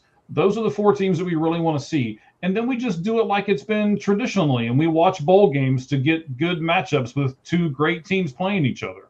Why? Why do we need to keep expanding it? Why shouldn't we have just kept it at 4? I'll give you your platform, sir. Go ahead. Because teams complained. The biggest problem was the last time it was 4. Florida State went undefeated, didn't get in. Georgia won every game until the SEC title game and lost it and didn't get in. Georgia was number 1 in the country until that game, didn't get in. So it was Michigan, Washington, Alabama, and TCU. I believe, yeah, maybe that. Or TCU, no, TCU was the year before against Georgia. I don't remember. I can't think of the 14. But the point I'm trying to make is 5, 6, 7 was complaining so much. Like 5 and 6 really had a case. And honestly, I had no problem with 4. I like 2 even, because at least like the regular season mattered more. You can lose 2 games. Oklahoma can lose 2 games. They're in. No problem. Used to be, it meant something. Last year, if they'd done 4, Ohio State wouldn't have won. Notre Dame wouldn't have been in. Like, it would have been completely different. Oregon would have been the one. I don't know. Georgia would have been in. Boise State and Arizona State are not making it. They were top 4 seeds. They're not making it. I guess Penn State and Texas get in. Maybe Ohio State gets in. Maybe Notre Dame. Maybe. Yeah, probably Notre Dame would have gotten in with 1 loss. Who knows? But yeah, I didn't like when it went to 12. I would have preferred 2 or 4 personally, because I think the regular season meant more, and bowl games mean more if there's only 2 and 4. But it's about money now, and these playoff games probably do great ratings. I have one quick question for you. Sure. Because I was looking at the schedule right before the show. Do you like the fact, as an Ohio State fan, that they're playing the New Year's Eve game? Would you rather them play a New Year's Day game? They play the 7:30 ESPN. Yeah, they play the late game on that night, right? Yeah, New Year's Eve. They play 5:30 your time, New Year's Eve. Do you like that, or would you rather be on the 1st of January? I really don't I don't care necessarily. I'm probably going to work both games, regardless. So it doesn't matter to me necessarily. Are you saying it because you think it's an advantage if they play a little earlier or a little later, or why would you ask? I don't like that they're playing a game on New Year's Eve. I got other things I'm doing. I just don't like that. So I have to watch Ohio State, probably Texas A&M, a huge game, and I got to worry about that on New Year's Eve. And I got to worry about the finale of Stranger Things. That's what I got to be watching. So I just don't like that. I wish they put all 4 games on New Year's Day, but they got 3 games. I was just curious. I'm ready to talk about baseball. A lot going on. Yeah, me too. There's a lot going on. I wanted to look at a couple things while we were doing this, but I was so into the college football stuff that I didn't get a chance to look away and see if there was any more signings or anything while we were talking. Because, like I said, the old man took a nap over here, so I haven't even been on X in probably 6 or 8 hours. So I don't know what's happened in these past little bit. But for those of you who do know, throw it at us. Tell us. We want to talk about it for a second. Just that Orioles made the same offer to the Phillies for Kyle Schwarber, and he chose the Phillies. Makes sense. He was already there. It just makes sense. That's the only thing I've seen. Yeah, we're going to talk about Kyle Schwarber here in just a second. Unfortunately, I had a huge thing because I didn't think Schwarber was going to get signed today. But I'm not going to chuck the whole thing. We're still going to do it here. I think it's pretty interesting, and we'll get your feedback off of it, and hopefully some of our fans will as well. But before we do that, we got to transition, so let's do it. we need to get into our MLB 4-pitch talk.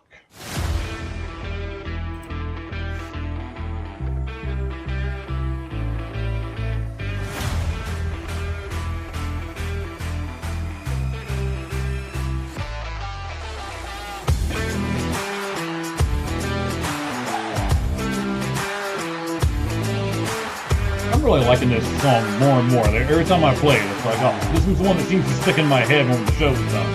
I like the graphic. That's what I love the graphic. Yeah. All right. Well, today, sir, you're going to get a privilege because you're going to get to be an MLB general manager today. I'm going to give you a bunch of stats, Mr. Kyle Schwarber, and then you're going to, even though he's already signed, we know what he's signed for, more than likely you do. And then we're also going to put you in as an elected person in the Baseball Hall of Fame Contemporary Baseball Era Committee and talk to you and see what you would have done with that. That's where our poll question comes into play. We're going to look at some different questions just in general about MLB free agents. And then we're going to talk about the new media rights deal that MLB has signed. Since we were talking about some very similar things with college football, we're going to put that into there as well. Thank you for everybody. Man, there's all kinds of people who are liking our podcast right now. A lot of our friends out there. We certainly appreciate the publicity. We thank you guys very much for backing us today. Our poll question, it's got 3 minutes left, guys. You can get over there. I tried to time this about right yesterday when I put it out there. Gave it a 24-hour time frame. You've got 3 minutes to go over and vote on it. Here it is. The Contemporary Baseball Era Committee voted in Jeff Kent. We'll talk about him in just a moment. But Barry Bonds, Roger Clemens, Gary Sheffield, nor Fernando Valenzuela received the necessary 5 votes to be voted on next year. So therefore, they can't be voted on until 2031. The question is, would you, our great fans out there in our Lights Out universe, would you have voted for any of them? So you can say yes to Bonds and Clemens. You can say yes to Fernando Valenzuela. You can say yes to Gary Sheffield, or you can say what the committee did and go, no, none of them deserve to be in the Hall of Fame. But geez, I'm really looking forward to doing this baseball segment with you here, buddy. We cut baseball a little short last week because of everything we got going on. We do have okay, so we again, yes. Thank you guys very much. I'm a big wrestling guy. I don't think Cheese really is, but I look at a lot of wrestling stuff too. So yes, we got a wrestling podcast that has reposted our stream. So we appreciate you guys doing that. And again, it's just showing that you're backing us, and we appreciate it. So here we go, buddy. You are going to be a GM of whatever team. It ends up the Phillies did this, so I guess maybe I'll put you as the Philadelphia Phillies GM for this particular exercise, right? I'm going to give you a bunch of Kyle Schwarber stats, both positive and negative, and then we're going to talk about what you would do. So you get to be the MLB GM. You get to decide if you want to sign Kyle Schwarber or not, considering the money and the years and his age. So here are the stats. You know this already. Most of our fans know this. He is the epitome of a 3 true outcome player. The 3 true outcomes would be home run, walk, or strikeout. A lot of his plate appearances, he's going to do one of those 3. He's been in the league for 11 years. He has 340 home runs in that time. So that means he averages 43 home runs per season for 11 seasons. His last 4 seasons, his home run totals have been really, really monstrous. 46, 47, 38, and 56. And all of those seasons with Philadelphia. He has a high 28.4% strikeout rate in his career, but he's also drawn walks at a high clip, 14.2, and that's for all 11 seasons combined. The league average rate is 22.4, and he strikes out at 28.4, and the league average walk rate is 8.4, and he has 14.2. So it's basically a trade-off. Here is the stat in my mind that makes a big difference to Kyle Schwarber. His hard hit percentage is 53. In other words, 53% of the times that he connects bat to ball, it is hit really, really hard. The league average is only 39%, and Kyle Schwarber is at 53%. In 2014, he slashed 300, 407, 490 for a weighted runs created plus of 152 against left-handers, and he is a lefty, compared to a 218, 342, 482 line and a 124 weighted runs created plus in all the other at-bats. So in 2015, those lines were 252, 366, 598, and 232, 364, and 541, respectively. So no matter what he did, righties, lefties, whatever, it was either a weighted runs created plus of 162 or 146, and league average is 100. So he was either 46 or 62% over. Now, there are a few downsides, Cheese, and I know I'm talking for a second, but I'm going to give you the floor in a second. There are some downsides with Schwarber. He is essentially only a DH at this point in his career. He has had just 13 outfield appearances over the last 2 years combined. And his age is also a factor. He'll be 33 in March. So Schwarber wants to secure, we'll go over what he actually got today, but he wanted to secure a $135 million 5-year bid in the offseason. That's roughly $25 million per season. If 27. You're a GM, Cheese, what do you do? 5 years, 135 is 27 per year. But anyway. Okay, sorry. My math's not great, but okay.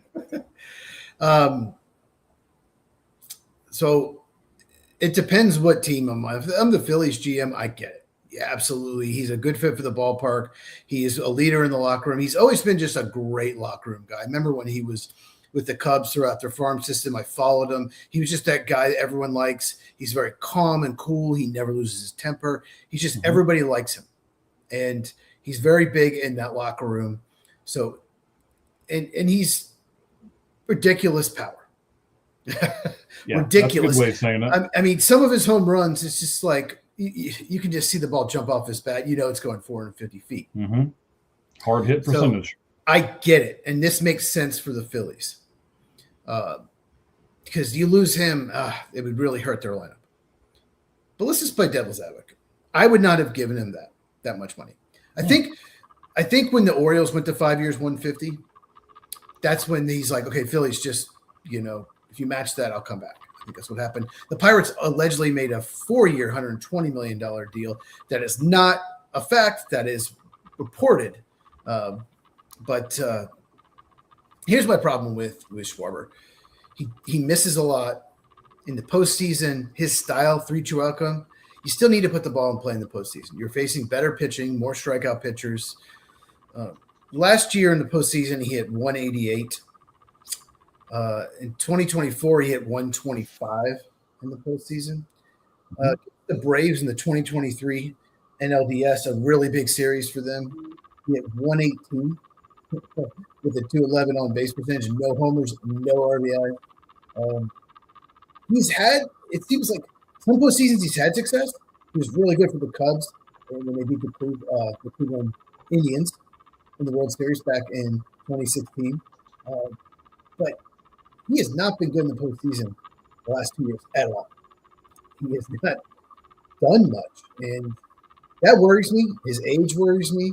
So I get why they kept him. It makes sense. It's good for the team, but I would probably not have done it. Okay, so you're not going to give him 5 years, 150 like they just did. Zero positional value.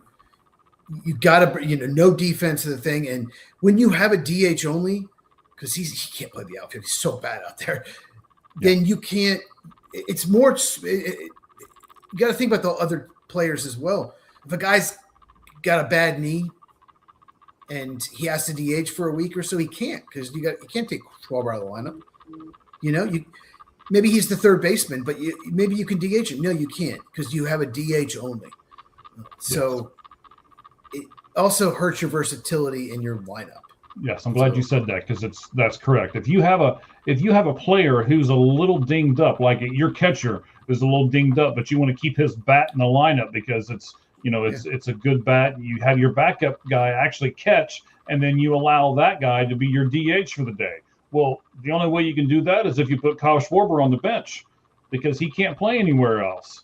So he's so bad in the outfield. He's so bad out there. So bad. So now your $150 million guy is reduced to nothing. He's reduced to getting one, maybe two at bats in a game most because he's going to come off the bench. So there's some of these factors in here that I think everybody just sees the home runs, especially Reds fans right at the moment. Reds fans, I'm talking to you because a lot of you are disappointed right now. They're like, they made him offer too, allegedly. They did. Well, it's not allegedly. I can tell you that they did make him an offer. 5 years, roughly $125 million, but they also were going to put incentives and things in the contract. The Reds are a team, and I think that's smart. I love incentive-laden contracts. If I'm a GM, that's what I'd like to do. I'll give you X amount of guaranteed money, but I'm not going to guarantee you the whole contract, especially not somebody who's 33 years old and wants a 5-year contract. I don't want to get into an Albert Pujols contract. I don't want to get into any of those Angels contracts. Josh Hamilton, signed, right? Josh Hamilton, Anthony Rendon, right? Yeah. I don't want to get into that contract. And Reds fans would then, or any ball teams fans would be mad in those last year or two of that contract if you did it, even though they're mad when you don't do it. I mean, we're fans. We're very fickle and we're fanatics, so it's hard to please everybody. But I think what the Reds did with that 125, I know, Cheese. I'll let you talk in just a second. When they said 125, and we'll give you some incentives to where if you do well for us, then you're going to get paid still. But we're not just going to throw money at you and guarantee it to you. Go ahead, Cheese. I was going to say the Reds, why they did it. I mean, it makes total sense. He's from Cincinnati. Yes. They need power. Ohio. They need power. They did not. Desperately. Great pitching. They did not hit the ball at the ballpark nearly enough. And he's a good fit for that ballpark. He would make total sense. As much as I don't want him to be on the Reds, it would have been an awesome story and really big for that organization if they had done that. But now, why would you say you don't want him to be on the Reds? Why did you make that comment? Because my teams are the Braves and the Cubs. And the Reds made the postseason last year. They were 83 and 79. They just got, if they had just one or two more guys that could hit more, they would have been dangerous in the postseason, but they just didn't hit enough. They couldn't hit against the Dodgers. Well, I want, oh my gosh, his name just slipped my mind. I said it a few weeks ago. That's Bo Bichette. Yeah. Well, I'll take Bo Bichette too, but outfielder Cody Bellinger. There we go. I would much rather the Reds go out and get Cody Bellinger. He'd be a good fit. He would be a good fit. He gives you the power. He gives you the versatility. I think he gives you enough power and enough of the other characteristics that Kyle Schwarber doesn't give you for the same amount of money. And he can play all three outfield spots at a high level. Yeah, and first base. And first base. Oh, yeah, he's a very good first baseman. Yes, very versatile. Cubs used him everywhere when they had him. Yeah. Mm-hmm.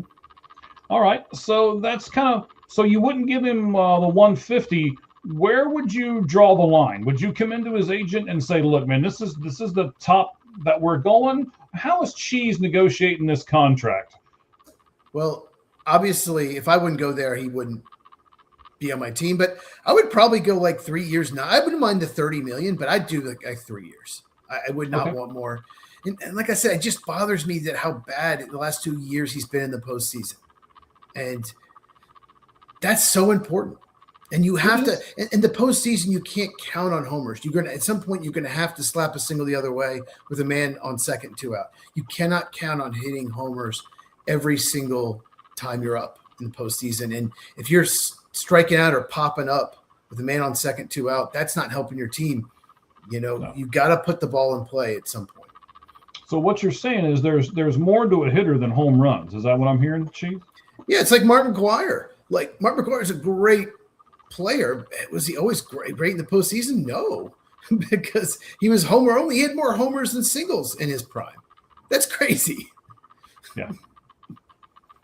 All right, so we're going to go from a guy who we think might maybe become a Hall of Famer, or he's got a good shot in doing so, in Kyle Schwarber, to a person who was actually elected into the Hall of Fame on, I believe, Sunday or Monday. I think it was Monday, actually. Jeff Kent was elected to the Baseball Hall of Fame. So he was revealed by the Contemporary Baseball Era Committee. That's who voted him in. So Okay. he didn't get into the original Hall of Fame when he was eligible for it. So now this Contemporary Baseball Era Committee looks at people like that who didn't get a chance to get in, and they gave him the nod. He got 14 of the possible 16 votes. So, Cheese, would you have voted for Jeff Kent? I don't think so, no. Wow. So you don't think Jeff Kent was the best offensive second baseman in baseball? For a while, he was. He was very good for a long time. And he had a few really amazing years, but just because he played second base, I think people put a little too much emphasis on second base. It's like, okay, well, this guy played first base, easier position. This guy played corner outfield, and his numbers are way better than Jeff Kent's, but we're going to leave him out. That's just a little crazy to me. And I'd much rather have a player that's 5 or 6 elite, one of the best players in the game, than someone who's maybe 1 or 2 years like that and just very good for 15 years like Jeff Kent. I don't. A lot of people in the Hall of Fame, they put up numbers. It's a longevity contest. Like, right. For example, Dale Murphy. Yes, we'll get to him in just a minute. Oh, okay. No, go ahead. You can give him his numbers. Well, I mean, I'm a Braves homer, sure, but I'm just saying Dale Murphy had 5 or 6 unbelievable seasons, and by the time he was 33, 34, he was done. He was done. Jeff Kent still playing at all-star level, and he's punished because of that. But there were 4 or 5 seasons where he's like a 6 or 7 WAR player. He was unbelievable. Yeah. Jeff Kent had maybe 1 or 2 of those years. I think he did win an MVP. I could be wrong, but in his prime, in that stretch, with the Giants, I believe. Okay, in his stretch, Dale Murphy was much better player, but the longevity Jeff Kent had. So I would have voted for Dale Murphy ahead of Jeff Kent. I think it's crazy. Interesting. Yeah. So that leads me to my next question, right? So you got Carlos Delgado, you got Dale Murphy, you got Don Mattingly. They were all on the same ballot as Jeff Kent. Jeff Kent got 14 of the 16 votes. Delgado, Murphy, and Mattingly all received 6 votes. That means they'll be able to be voted on again next year, so it keeps them on that ballot. So I'm going to assume that you would have voted for Dale Murphy. Would you have voted for either Carlos Delgado or Don Mattingly? Nope. I don't think they did enough to make it. I would have voted for Murphy, but not for Mattingly or Delgado.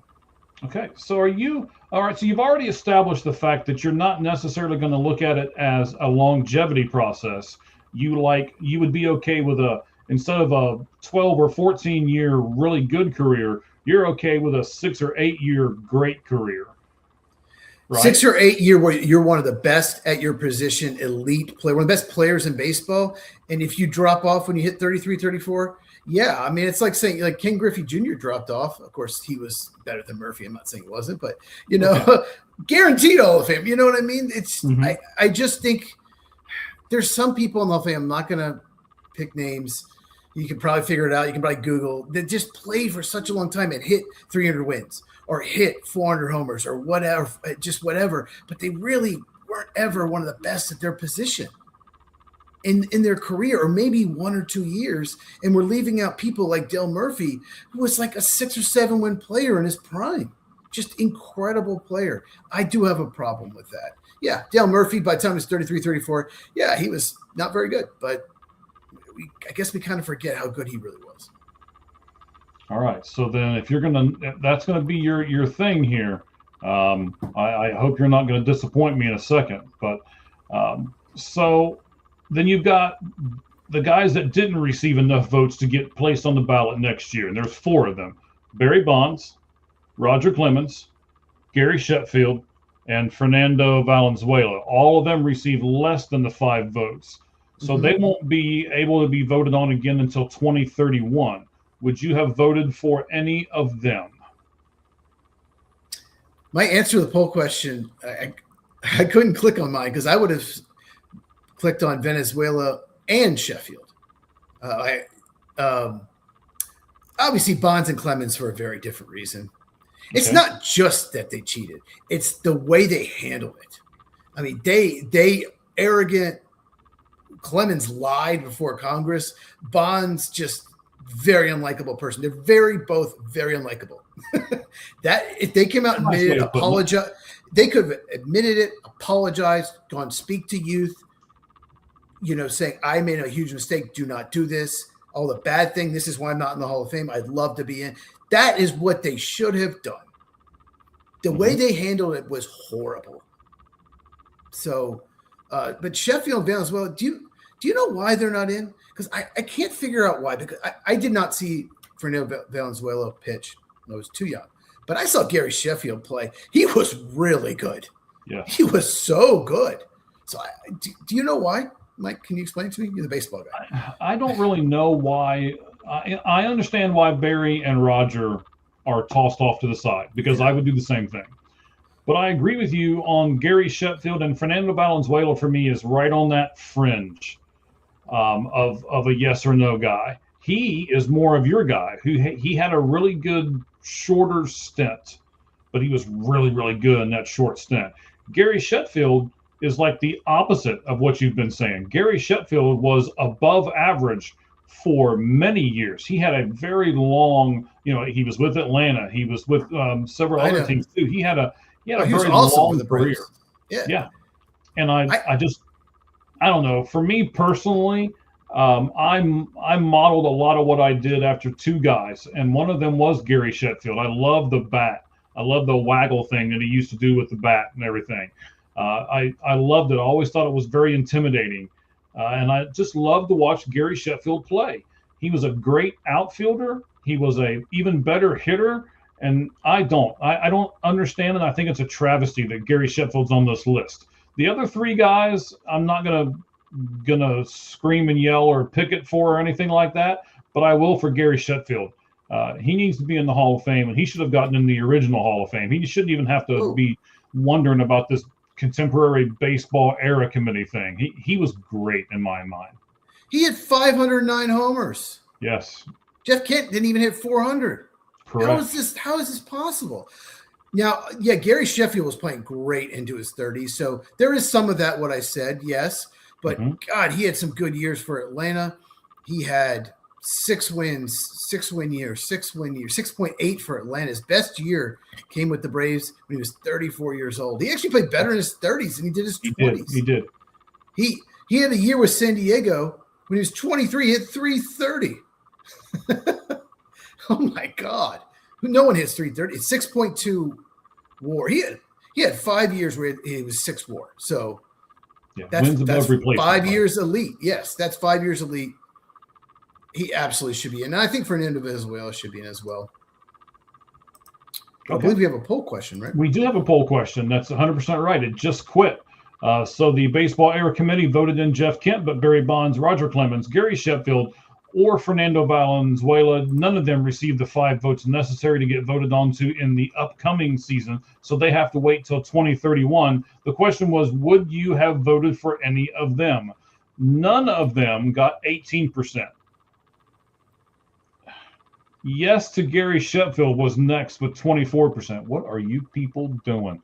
Look at some numbers, people. And then yes to Bonds and Clemens, and yes to Fernando Valenzuela. Each got 29%. So the voting was really close, by the way. So 29% of you said yes, Bonds and Clemens. 29% of you also said yes to Fernando. 24% said yes to Sheffield, and 18% of you said none to any of them. I said yes to Sheffield. That was what I picked. Yes to Sheffield. So yeah, I don't vote on any of these because I make them, so I don't try to do collusion here, and I don't want to be ESPN and ruin poll questions. So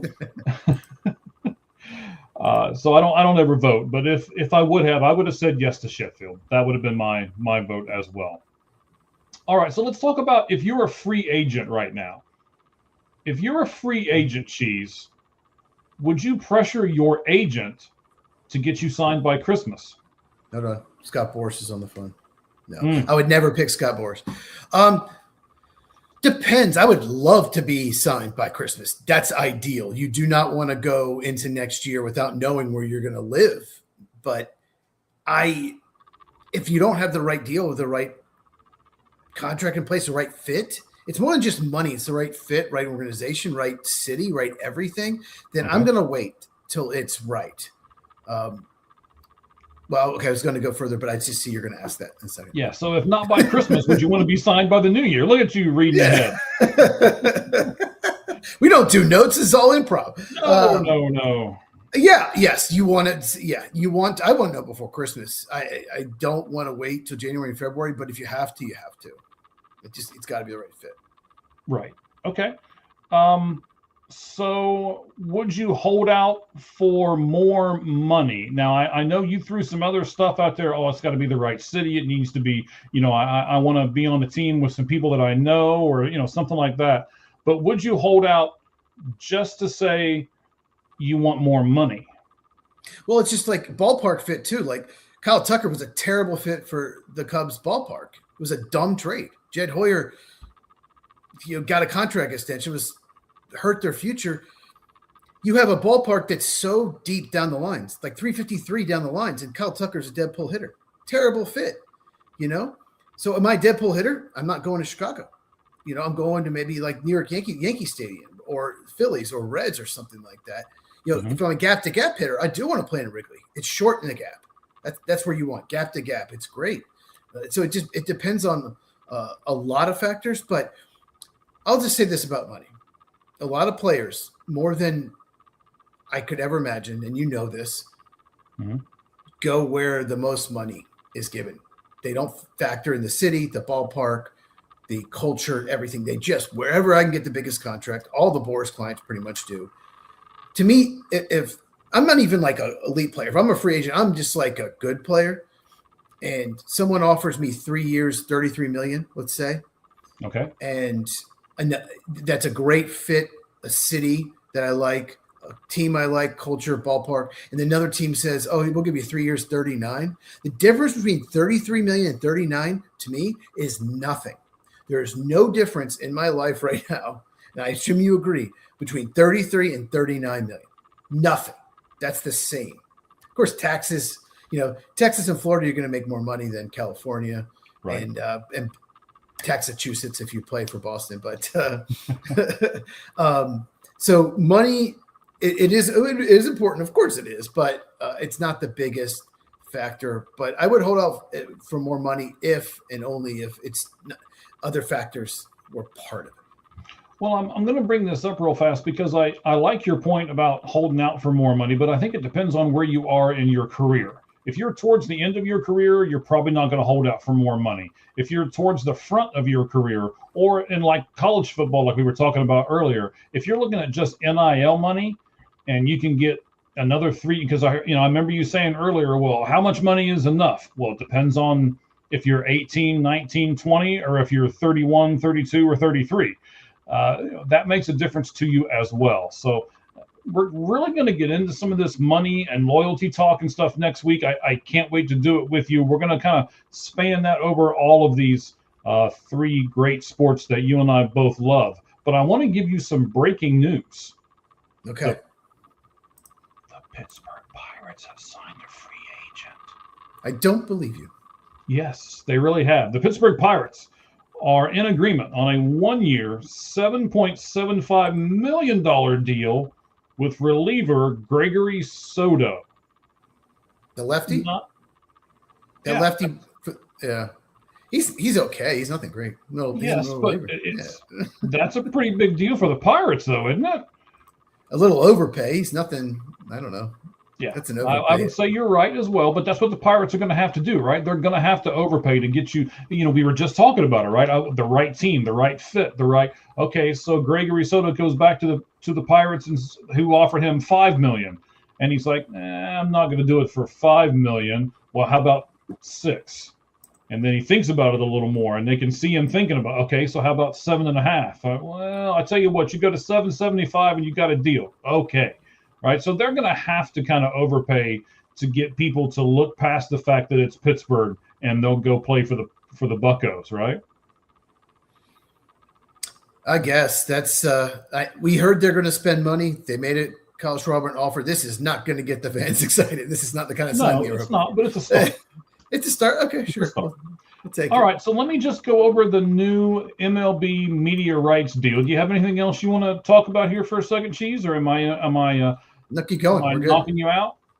No, go. No. Okay. So we've been talking about money, and we've been talking about how ESPN is doing this stuff, and how the college football is played out, and how the bowl games and all that money and everything. So I also wanted to look at it because a few weeks ago, and we haven't talked about it yet, Major League Baseball signed a bunch of 3-year contracts with a bunch of different streaming services and stuff like that, and how you and I will be able to take in baseball this year. So if you haven't heard, let's give you all the details. NBC is now jumping back into Major League Baseball. They used to be a huge player way back when in Major League Baseball, and they kind of dropped out. Now they're coming back. NBC will have opening day coverage of the Dodgers versus Diamondbacks, and they've got exclusive rights to that game. They will also be the conglomerate that will take over Sunday Night Baseball. So now that's going to be on NBC. They also get 4 wild card series within their agreement. So NBC is jumping back in with both feet.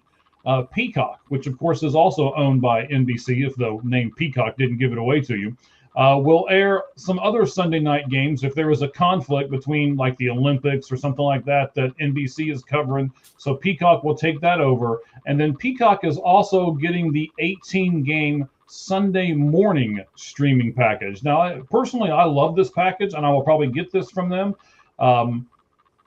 They, especially for me on the West Coast, I can get up and they're on relatively early in the morning, and I get to see those games. Now, for the people on the East Coast, I'm not sure how intriguing it is to them because they got to get up like really, really early to watch these games. But for me, it's not so bad. I like the 18-game, what they call Sunday morning streaming package. ESPN, unfortunately, has assumed the oversight of MLB.TV. Plus, they now own all the rights to the games of the following teams: the Diamondbacks, the Guardians, the Rockies, the Twins, the Padres, and the Mariners. Those are all the teams that the Regional Sports Network, RSP is with RSN. They failed. They gave them up. Major League Baseball took them over. And so ESPN has got the rights to MLB.TV. We don't know what that's really going to entail yet. I'm scared because I have MLB.TV and I don't like ESPN. So I'm scared about this particular merger, but we'll see what happens here. And then they own the rights to the Diamondbacks, Guardians, Rockies, Twins, Padres, and Mariners. And they also have a 30-game slate that's divided out throughout the year, with the big game, the one they centered everything on, being the Little League Classic. So the only way you're going to be able to watch that game, which I love to see every year, is on ESPN. Now, it doesn't say if they're going to put it on the app or what they're going to do, but right at the moment, they're just saying they have the rights to all of those things. And then, if you haven't heard, Netflix has jumped into Major League Baseball as well. So Netflix will broadcast the Home Run Derby. They'll broadcast the Field of Dreams games. Yeah, it's going to be a lot of stuff. And then they have exclusive rights to the Yankees and Giants on opening day. Here's the big thing as we end this, and I'll let you talk about this for a moment, sir. All of these contracts expire in 2028. So in 2028, no one's covering baseball into 2029, and they can sell either a whole bunch of small contracts to a bunch of smaller entities, or they can do one huge contract to one great big conglomerate, which again scares me because I'm afraid those 4 letters are going to come back into play again, and we're going to be really saying that ESPN's ruining sports. So talk to me about what you think about what Major League Baseball has done with their dividing and conquering, as far as you and I being able to be able to soak up games for the next 3 years. Being on so many networks and some streaming, some not, it's just going to piss off fans. They want to watch all the games. Some people don't have Netflix, don't have Peacock, some people don't have ESPN. It's just annoying. And I'll say this about NBC. Just don't hire A-Rod and Big Papi, because watching them talk is like I want to take a knee on stab my ear so I never can hear again when they are doing the pregame show. And Derek Jeter is nothing great, but he's great compared to them. Maybe that's why he works with them. Just don't hear A-Rod or Big Poppy. Like, nobody wants to hear A-Rod. Yankees fans don't want to hear him. Nobody likes him. But I don't know. I don't love this. Here's what I do want. Okay. I want every game from whatever team to be on one streaming service. So maybe Netflix has the Braves, and maybe Peacock has the Diamondbacks, and maybe Prime has the Reds or something like that. So you only have to get one streaming service if you just want to watch that team, and you pay just that monthly fee. That's what they need to do. These teams need to partner with streaming services. So, for example, like you just want to watch Red games, you only have to get Amazon Prime. Boom. That's what I want to do. Yeah, sounds nice. Now, and then, of course, maybe once a week it's National Televised Game. Then it won't be on Prime. They'll be on NBC or ESPN or whatever. Mm-hmm. That's what I want. But I don't see that ever happening. No. No, I don't either. But, and by the way, you did bring up, I believe you said something about Apple. They have a contract in there, too. I forgot to mention them. In fact, I didn't write the notes down for that. I hate when the game's on Apple, the Friday night game. I hate that. I just don't get to see it because I'm not getting Apple. I refuse to get Apple TV. Okay. Well, we'll talk about that later because I actually like the broadcast they do. I like how they present it. But never seen it. Okay. Well, maybe you should watch it first before you say you don't like it. But anyway. I don't like Apple TV. I have no problem. I've never seen the broadcast. I don't like Apple as a company. Okay. All right. Well, that's something we'll probably talk about later. So let's jump into our football stuff because I know Cheese is chomping at the bit to do so. So let's do it. Let's transition to NFL 4-down territory.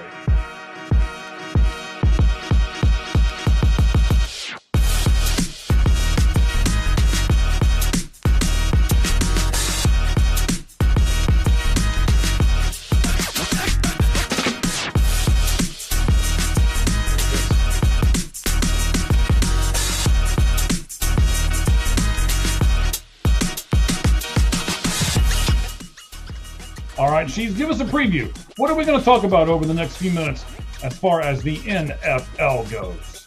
We're going to talk about the two quarterbacks that were in the Super Bowl last year, how it's not going well. We're going to talk about the Green Bay Packers' last two starting quarterbacks. We're going to compare their first 45 games. We'll talk about the NFC South, and then we have to talk about Phillip Rivers coming out of retirement with the Colts. So I'm going to cut a little bit because you actually asked we've talked a little bit this already in the beginning of the show. Yeah, the so 5 and 5, right? Yeah. Yeah, the flaming 5 and 5. So, All right, you ready to go? I am, buddy. Let's do it. Okay. So the two quarterbacks that were in the Super Bowl. Can we turn the music down a little bit? Oh, is that why you were okay? That's why you were giving me that thing. Was what? Let's just pause it. Okay, go ahead. Okay. Oh, okay. I can hear you just fine, but okay. Oh, okay. The two quarterbacks in the Super Bowl last year were Jalen Hurts of the Eagles and Patrick Mahomes of the Chiefs. Yes. This past week, they were on Sunday night and Monday night. They combined to throw 0 touchdowns and 7 interceptions. Ooh. Disaster for both teams. Let's talk about Hurts first. The Eagles have collapsed. They have been awful, like we talked about earlier. Do you think Jalen Hurts is the main problem? Boy, I think it's easy to blame him, but I don't know if he's the main problem. I mean, NFL is the ultimate team sport. There's 53 people on that roster, not counting the coaches and everybody else, right? So you have to be good in all phases, and you just can't say, even though Hurts has not looked good, and he threw 4, I believe, interceptions just in the Monday night game alone, and he hit a fumble too. Yeah, did you watch that game? I watched part of it. He throws an interception. The defensive lineman, to a defensive lineman, those are the worst. Yeah. Gets the ball punched out.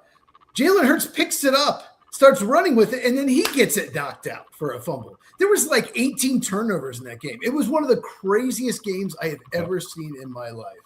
And it went to overtime. Right. But yeah, Hurts, 4 interceptions he did.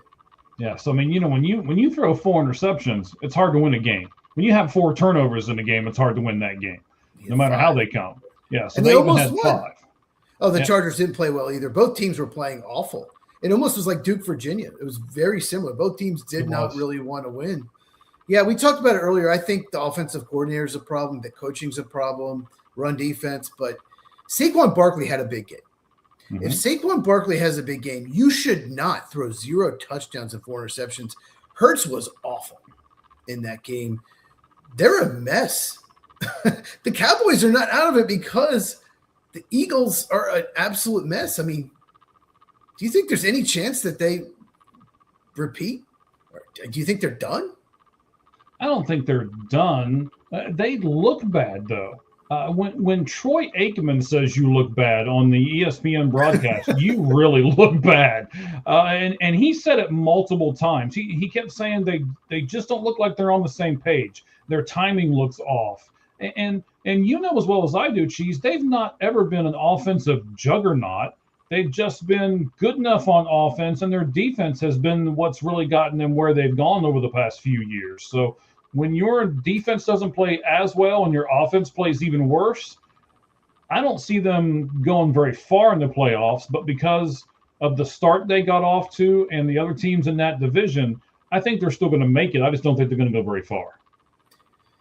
They haven't been an offensive juggernaut except in the NFC title game and the Super Bowl last year. They were. Those 2 games, their offense was amazing. Yeah, but you're right. Other than that, they have not been. Their offense, 2 years ago, completely collapsed. They couldn't move the ball at all. Nope. They lost first round at Tampa. They couldn't do anything. So, yeah. I don't – there's a lot of talent in that roster. I don't know why they're this bad. Let's talk about Patrick Mahomes. Okay. He is far removed from the 2022 season where he threw 41 touchdowns and won the MVP. He has not thrown for more than 27 touchdowns since. Do you think he can ever get back to that level of play? All right. Let me preference this by a couple of things. I don't particularly like Patrick Mahomes, the person. Okay. I don't particularly like what he does, what he stands for, all these crazy commercials that he does, stuff like that. But he's popular. He's making tons of money. I get why he's doing it. But I also don't think that it's his fault. I think he's the guy that everybody's going to blame. Every time I watch a Chiefs game, with my Taylor Swift music playing in the background, every time I watch a Chiefs game, I had to say it to you. I'm not mad. I'm just disappointed. Okay. His receivers drop stuff. They need to get receivers for Patrick Mahomes, and then that team will be fine. Right now, their receivers are terrible. Travis Kelce is even terrible. How many balls has he dropped this year? I want to say that I don't like Mahomes and that he's the culprit, but by your thing, the eye test, right? Every time I watch their games, I see their receivers dropping the balls, and that's not Patrick Mahomes' fault. He just doesn't have good receivers right now. Think of where he would be if he had T. Higgins and Chase. I'll say this. Against the Eagles, they lost that game because a ball went off Travis Kelce's hands that should have been a touchdown, was intercepted. Mm-hmm. One of the 3 interceptions he threw against the Texans went off Travis Kelce's hands and was intercepted. So he's not getting a lot of help. I get that. Travis Kelce, I don't I don't know what he's doing out there. Yeah. Other than that, he's had a pretty good year. But so I'll say that. But at the same time, to me, he just doesn't look like the same guy. And they're 6-7. And to me, he played better last 2 years with a similar receiving core. And they have the same record as the Dolphins. I'm just going to say they have the same record as the Dolphins. That's crazy. But do you still think Mahomes? I think before this season, I think just about everybody, unless you're like a Chiefs hater, like a Broncos or Raiders fan, considered Mahomes a top 5 quarterback. Do you still think he is? Yeah, like I said, I still think he's a good quarterback. I just don't think he's getting any help right now. Okay. I don't know if I'd put him in the top 5 right now. I'd still put him top 7 or 8, but I might move him out. But I get it. Okay. Maybe All right, next now I week wanna- we need to rank quarterbacks then. When we do our lights out list, maybe we need to rank quarterbacks and see where Mahomes falls for both of us. We can do that next week. I did it. I did a whole video before the season. My video is holding up for the most part. There are a few bad ones, but yeah, I would move some people up and some people down. But I had him 5th, I believe. So, no, 4th. I had him 4th. Yeah. Okay. Okay. Interesting. So I want to throw this stat out at you. Didn't put this in the notes. I want to see your reaction. Okay. So before you do that, though, you said that your videos are doing really well. Where are your videos at? Where can we get those at, sir? I can't believe I didn't shamelessly plug. I set myself I know. up. I was I waiting. usually just shamelessly plug everything of mine. Okay. At Football with Cheese, Football with, and then CHEEZ on YouTube. I just did a couple Colts videos so far this week. Did a Notre Dame video. I thought they should have been in the playoffs. So if you live in Indiana, you're going to like my videos. So check we'll those talk out. about And- the Colts in a minute too. Yep, we were about to talk about the Colts. I did a Colts quarterback situation without Philip Rivers involved, and I did an instant reaction to the signing. So make sure you check that out. All right. And make we'll sure link you them give- here on make sure you- our Twitter. And if you like this on YouTube, make sure you give this a thumbs up and tell your friends about the podcast. We do this Both of every them. Tuesday, and sometimes we do specials. We're probably going to have to do those in the future. A lot going on in college football. Yep. I want to throw this stat out at you Okay, give it to and me. get your reaction. The last AFC title game that did not feature either Patrick Mahomes or Tom Brady as the starting quarterback in one of the games, one of the teams. Okay. Do you know what year that was? Oh man. It wasn't before I was born. It might have been before you were born. Let's see. Let me guess here for a second. Let's see. This is. I'm gonna say 2014. 2010. Wow. And Tom Brady hasn't played for the Patriots in 5 years. Okay, 2010. I'm going to give you the teams. Let's see if you can name the quarterbacks, okay? Oh, Pittsburgh Steelers and New York Jets played in that AFC title game. all right. Pittsburgh Steelers is pretty easy because it's Ben Roethlisberger, I would assume. Correct. Who was the Jets Mm, quarterback? New York Jet. Eli Manning. Well, he played for the Giants, not the Jets. Oh, I'm sorry. The Jets. Wow. Yeah. Hold on. Give me a second because I'm stupid. Let's see here. I didn't say that. I Well, never I said did. that. I never will. I'll never say that. Brett Favre. Close, but actually it was Mark Sanchez. Oh. Mr. Jailbird himself. No more butt Yep. fumble. Mhm. He attacks DoorDash drivers. Hey, I'll say this. The 2010 season, you know who won the Super Bowl that year? No. History might repeat themselves. The Green Bay Packers beat the Pittsburgh Steelers in that Super Bowl. Hmm. Just throwing it out there. Just throwing it out there. Just happened to have that stat right there. I got one more for you. Oh, Sure. I got I love stats. You know I do. You love this. You're going to love this stat too. Okay. The last time an AFC title game did not include, can you guess the year? One of these 4 quarterbacks: Mahomes, Brady, Roethlisberger, or Manning. Can you name the year?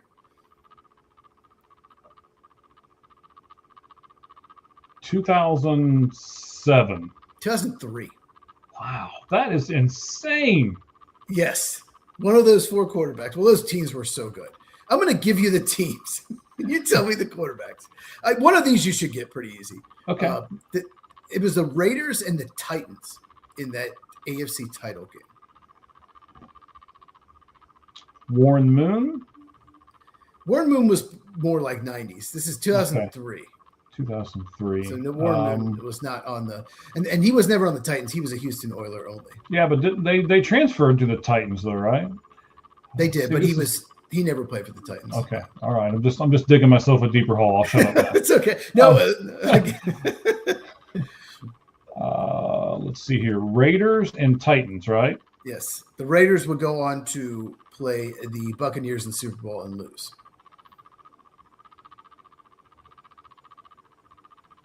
I should probably know one of these, especially since you set it up and said, "Oh, by the way, you're not that dumb. You're going to get one of them," and now I can't get either one of them. Randall Cunningham. No. Do you want me to tell you? Give me a couple more. Let's see. Okay. I'm gonna try to think of a Raiders guy here. Someone is texting you the answer. I can hear your phone buzzing. Yeah, probably so. Somebody probably is trying to help me. They're like, "Here, dummy, just read the message." Now go ahead and tell me. Steve McNair. Steve McNair is the Titans. I thought you get that one. Okay. Yeah. The Raiders Wrong quarterback. African American quarterback. I'm sorry. Okay. The Raiders quarterback. I'm looking up his age because he's 59 years old. Right now? He is 59. Yes, currently. Even older than you, if it's possible. Yes. Yes. The Raiders quarterback was Rich Gannon. So last time it wasn't Brady Roethlisberger, Manning Mahomes. It was Rich Gannon for the Raiders and Steve McNair. That is crazy. But this year, it's almost no chance, unless the Chiefs went out and get some help, probably no chance that it's going to be a Mahomes or Brady. So anyway, just through that. I know you like stats. I do. You're 100% right. All right. So let's talk real quick about the Packers. I'm going to give you some stats between Aaron Rodgers and Jordan Love, their first 45 games. Aaron Rodgers won 25 games, Jordan Love 27. So a little bit, Love has a little advantage there. It's a team game, but Aaron Rodgers 64.5% completion, Love 64.7. Yards over 11,000 for Rodgers. He's got about 1,200 more yards, so more yards there. Touchdowns, Rodgers 81, Love 79. Interceptions, Rodgers 30, Love 26, so Love's a little ahead there. Quarterback rating, 98.5 for Rodgers, 98.8 for Love. So pretty much even. More touchdowns for Rodgers, fewer interceptions for Love, a little bit more yards for Rodgers. But other than that, crazy how close those stats were. They were. Did that surprise you, how close they were after 45 games? Yeah, it does actually, because I think that we, at least myself, I think that we have always kind of thought that Rodgers was a lot better than Love, but Love's holding his own. That surprises me a little bit. I do want to ask you this, as far as your Green Bay Packers go. I watched every snap of that game between the Packers and the Bears, thinking of you the entire time, right? If I'd have had pajamas on, I'd have worn them. So, thank you. We'll get you. No problem. I will get those. Christmas is coming, just so you know. Okay. I'll put it on the list. Okay. I really saw Love chucking it down the field. Big play after big play. Big pass after big pass. He's got a really nice deep ball that I didn't really know that he had. I knew he had that intermediate, but he's got a really nice deep pass. Do you like him throwing the ball down the field like that over and over and over again? I do, if it's not double, triple coverage. He's done that a few times in the past. Absolutely. He has as good an arm as just about anyone in the NFL. He has got tools. He can move. He's got the arm. He's got a pretty ball. He can flick his wrist. He's got zip on it. Mm-hmm. He's got tools. He fell in the draft because he went to Utah State and he had a real inconsistent junior year, threw way too many interceptions, not because of the talent or the tools. But minus the interception, which was horrible. You said you watched every snap. The interception was horrible. Yeah, but other than that, and then he had one more play where he threw deep to Romeo Doubs, who was like not a fast receiver, made no sense. Jaden Reed was coming wide open, so that was a bad read. Other than that, he was tremendous in that game. Him and Christian look good together. They do. Christian Watson, when they lost Tucker Kraft, I was devastated, but that's when Christian Watson came back. So it has helped. Imagine having a 6'4", 210-pound receiver that runs a 4.3. And the Bears tried to cover him single coverage a couple times, like man, forget it. The only other thing that I'll say to you, and I'd love to get your reaction on this too, and I know I'm kind of hijacking your football segment here for a second, but why don't they use Golden more? I mean, I kept waiting for them to throw the ball to Golden, and it never really materialized, never really happened. What's the deal there? He's been pretty banged up for the most of the year. He's had a shoulder, he's had, I think, an ankle the last month, so he's been inactive a bunch. He's barely played. The interception was intended for Golden. Mm-hmm. And I just think right now he's just behind some other guys because, Dontavian Wicks didn't play much because of the ankle this past game, but, Watson and you got Jaden Reed back and Dobbs lately not so good, but he's had a good year up until the last couple of games. Other guys are just playing better.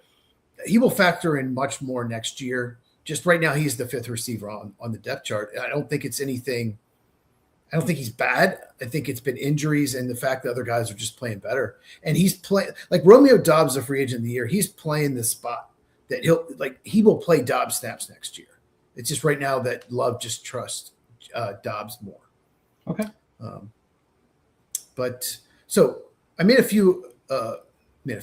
video a few weeks back, and I called Jordan Love a top 10 quarterback. I asked you on this podcast. You disagreed. You said he's not there yet. Do you still believe that he is not a top 10 quarterback? Wow. That's a really good question.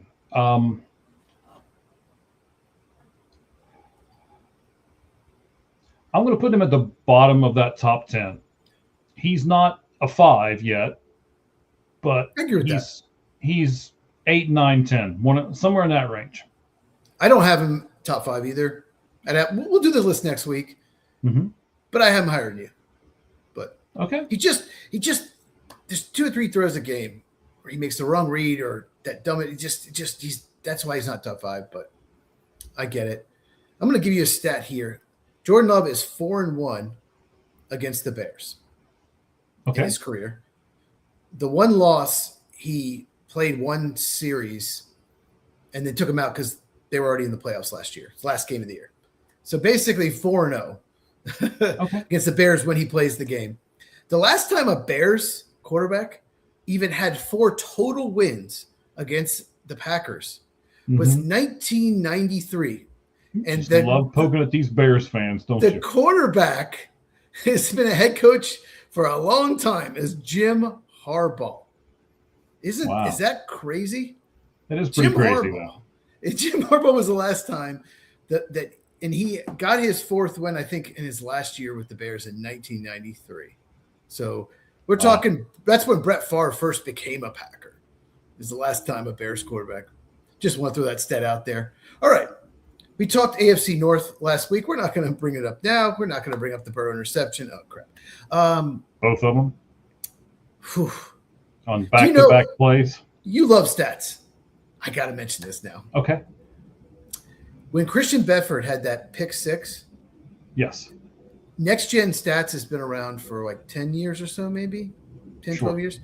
There's no play since they started their, company that has impacted a game more for winning percentage. The Bills had a 16% chance to win before that play and had a 77% chance to win after. Wow. So they've only had 5 games ever. They've only had 5 games ever that had 50% chance to win difference on one play. And that was 16 to 77, 61% chance. I did the math for you. Thanks. On one play ever since they started their company. Sorry. Anyway, just you like stats. You hate that one, though. Yes. It's okay. If they win that game, they have something like a 16, 18, 20, depending on look at chance to make the playoffs. Believe it or not. They have a 1. Yeah, they have 1. Okay. So we talked AFC North last week. We're going to talk NFC South this week. We were both high on the Buccaneers before this season. You even had them representing the NFC in the Super Bowl. Currently, the Bucs and the Panthers are tied at first place in the division at 7-6. Okay? Yes. The Buccaneers just lost at home to the rebuilding Saints. Now, the Bucs and Panthers, I hate that. They haven't even played this year. I hate waiting till the end of the year. The Eagles and Commanders haven't even played yet. It's ridiculous, but topic for another day. But they still play each other twice. I'm going to give you their schedules. Okay? 4 games left. Buccaneers play Falcons at home, at Panthers, at Dolphins, which now won't be easy, was early in the year, and then they get Panthers at home. The Panthers are at the Saints, Buccaneers at home, Seahawks at home, at the Buccaneers. Who do you think wins the division based on those schedules?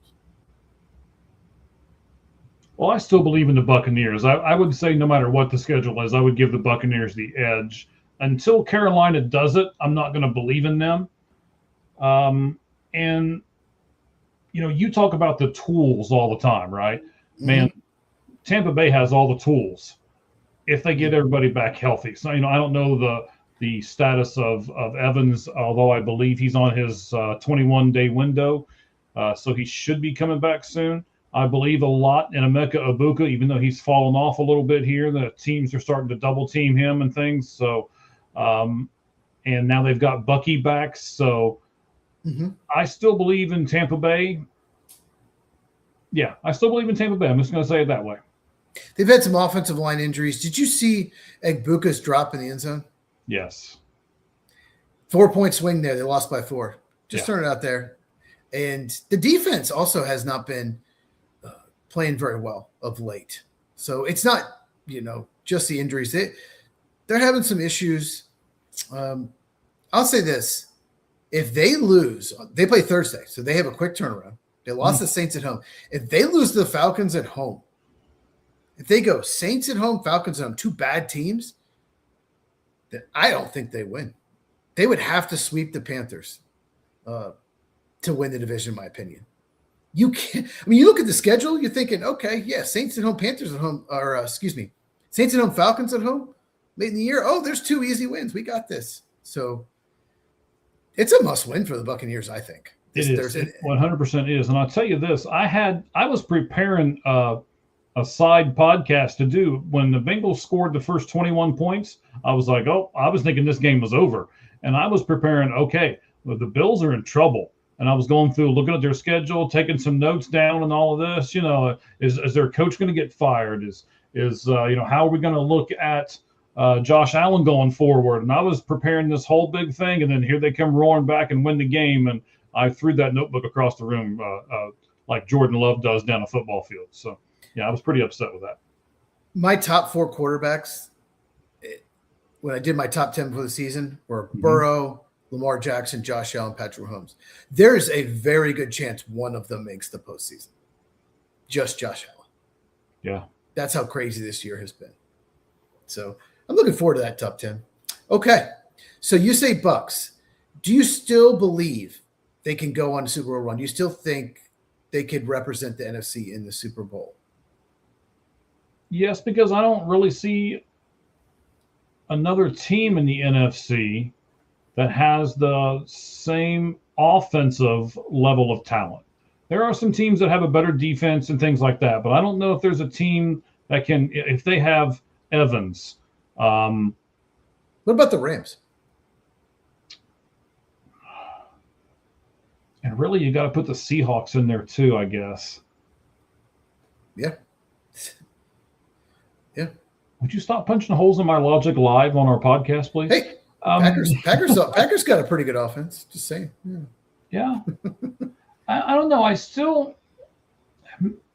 So I'm this guy. Okay. So I know my Bengals aren't going to make it. Obviously, the Cardinals aren't going to make it since they're already eliminated, right? So I've started picking. It's like, okay, so I've got to pick another team. Because that's what's going to keep me interested in the NFL season as I get behind another team.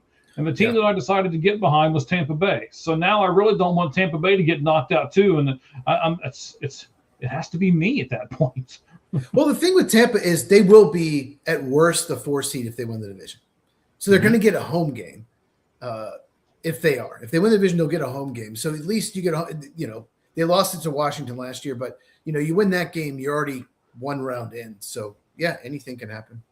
I get it. I think so too. I think they could go on a run. I think they could win in Seattle. They already did, actually. They could go to LA and win. They could. They have the offensive talent. They could. So I agree.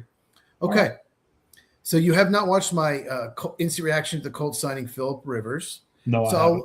So I'll let you talk first, and I'll give my opinion. But so the Colts, they lost Daniel Jones, their starting quarterback, to Achilles tear. Anthony Richardson was doing pregame warm-ups and broke his face or something. Insane. Orbital bone. Okay. So he's not available. Their current starter is 6th-round rookie Riley Leonard from Notre Dame. So not ideal. I also heard first thing I heard was Rivers was going to be a mentor to Riley Leonard, help him out, only play an emergency. Then about 45 minutes later, right before I'm out to the video, I hear that Rivers could play sooner rather than later, according to Ian Rappaport. Sooner rather than later, whatever that means.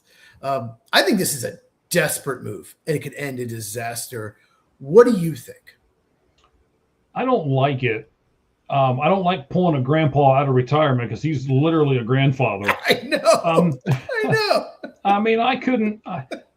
Even if I was a really good quarterback, it can't be money motivated, right? It can't be. He's got the insurance for the rest of his life. Mm-hmm. I don't understand why he's doing this for. Why he's putting himself at risk for this.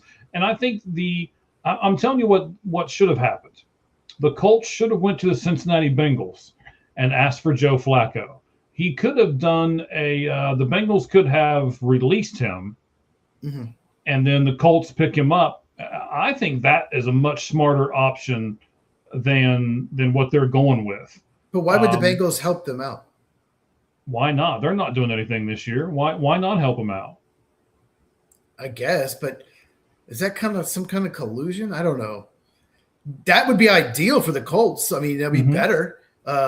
I think Daniel Jones is better than Flacco, but not much, to be honest with you. Don't you also think that because of what Flacco did for the Bengals, he came over, he learned the playbook quick, he got out there, he played, he's been dealing with a bum shoulder himself. I think the not necessarily, are the Bengals willing to help? I think are the Bengals willing to give an olive branch to Joe Flacco and say, hey, you came over here, I wish it would have worked out better. You tried your best to help us out. We just couldn't get it done. So you know what? We're going to release you. Go over here to Indianapolis and see if you can get to the playoffs one last time before you turn into Phillip Rivers. And I think it's more of what the Bengals could do for Joe Flacco, not what the Bengals could do for the Indianapolis Colts. Interesting point. Yeah, I don't think it's going to happen. I think Joe Flacco is going to remain a Bengal, but that would be ideal for the Colts. There's no other option that's better than that out there. Mm-hmm. But I'll say this, and I talk about this more in depth in my videos, so check out my channel at Football with Cheese. He hasn't played in 5 years. They were 11-5 that year, the Colts, because he played his last year for the Colts, most of his career for the Chargers. He threw 24 touchdowns, 11 interceptions. His QBR is 55. He was league average. He's a league average quarterback last year. What do you think you're going to get? 5 years later, he's 44. His name is not Tom Brady. What do you think you're going to get from him? You think you're going to get better than Riley Leonard? Or is Riley Leonard that bad that you're willing to take a guy who hasn't played in 5 years? I just don't. I don't understand this. You're not winning a Super Bowl with Phillip Rivers. You're not making the playoffs with Phillip Rivers. So what are they doing? What is this a PR move? What are they doing? Leonard either. Right. Is this a PR move though? Like, is this just I don't know if it's a PR move. I think what you said originally is 100% why they were doing it for. Phillip, come in, help us, mentor our guy, right? You were here with us for a few years. You know how this runs. You're one of the best quarterbacks in the NFL. Be our backup, which is what he should be. Be our backup, almost be our emergency quarterback, right? And be here in practice, see him, help him, and hopefully they dumb the playbook down some. Because what I would rather see in this quarterback is he can do 10 plays really well instead of 20 plays average. He needs to do 10 plays really well. I mean, and I don't think that's a bad thing. You just give him 10 plays to start out with, and then you add 2 or 3 more every week just to give it a little bit of difference so that people can't watch the tape and go, oh, we know what's coming. Oh, we know what's coming. Because I've heard that about the Cardinals a few times this year where other teams knew what play was coming before the Cardinals even snapped the ball. Yep. It's a very vanilla offense. Very vanilla. They line up Marvin Harrison Jr. in pretty much the same spot almost every play. How is that helping him? It's not. But going back to Rivers, he was never a mobile quarterback anyway. There's no way he can move. He's a pocket only. He's going to be Dan Marino at the end of his career. Maybe not that bad, but he's not going to be able to move. Riley Leonard at least can move. He's athletic. He can move. He's mobile. And he's actually really good at moving. That's probably his best trait, to be honest. Yeah, he is. So putting Phillip Rivers back there, I don't know if you saw Dan Marino at the end of his career. He basically just stood there, and if he didn't have it, he threw it away because he couldn't move. I imagine Phillip Rivers is going to be very similar. So let me ask you this: what kind of backlash is Indianapolis going to get if they put a beloved quarterback back there and he gets blasted and he falls on the ground and does the Tua Tagovailoa thing with his fingers, and we all know what's, that he's getting some kind of, concussion, or he's and you ruin a man's life because you were trying to get to the playoffs. I hope it doesn't ruin his life, but yeah, he could be. Yeah, but it could. He could absolutely get nailed. And let's just say this: they're at Seattle. They're not going to win that game. No. There is a small chance, but they're not going to win that game because their defense isn't very good, and Sauce Gardner is probably not going to play. So who's going to cover Jackson Smith and Jigba? Not Sauce Gardner. If he's not going to play, they're not going to win that game. Then they host the 49ers, who are 9-4 team. Yeah, that's winnable. Then they host the Jaguars. They're winnable, but those teams have 9 wins. They're both 9-4. Then they're at Houston. Like, I could see them losing all of those. They'd be lucky to win one. They're 8-5. They win one, they're 9-8. They're not making the playoffs. I just don't. I think it's a dumb move. I think it's desperate. I laughed when I saw. I honestly, when I first met my first Colts video, I didn't even include Rivers because I thought when they were working him out, I thought it was like a PR move. I thought it was a joke. They never signed him, so I didn't even bring it up in the first video. I think this is ridiculously stupid. And now you're making me want to watch these because I wonder who you're going to say. Like I would have put Desmond Ridder in there. I'd like to see Desmond Ridder in there before I would Phillip Rivers. I didn't say anything about Desmond Ridder. All I mentioned was Riley Leonard and Brett Rippon, who's on the practice squad. That's the only two. They're screwed. Look, they're screwed. They're not Minnesota Vikings screwed, but they're barely above them.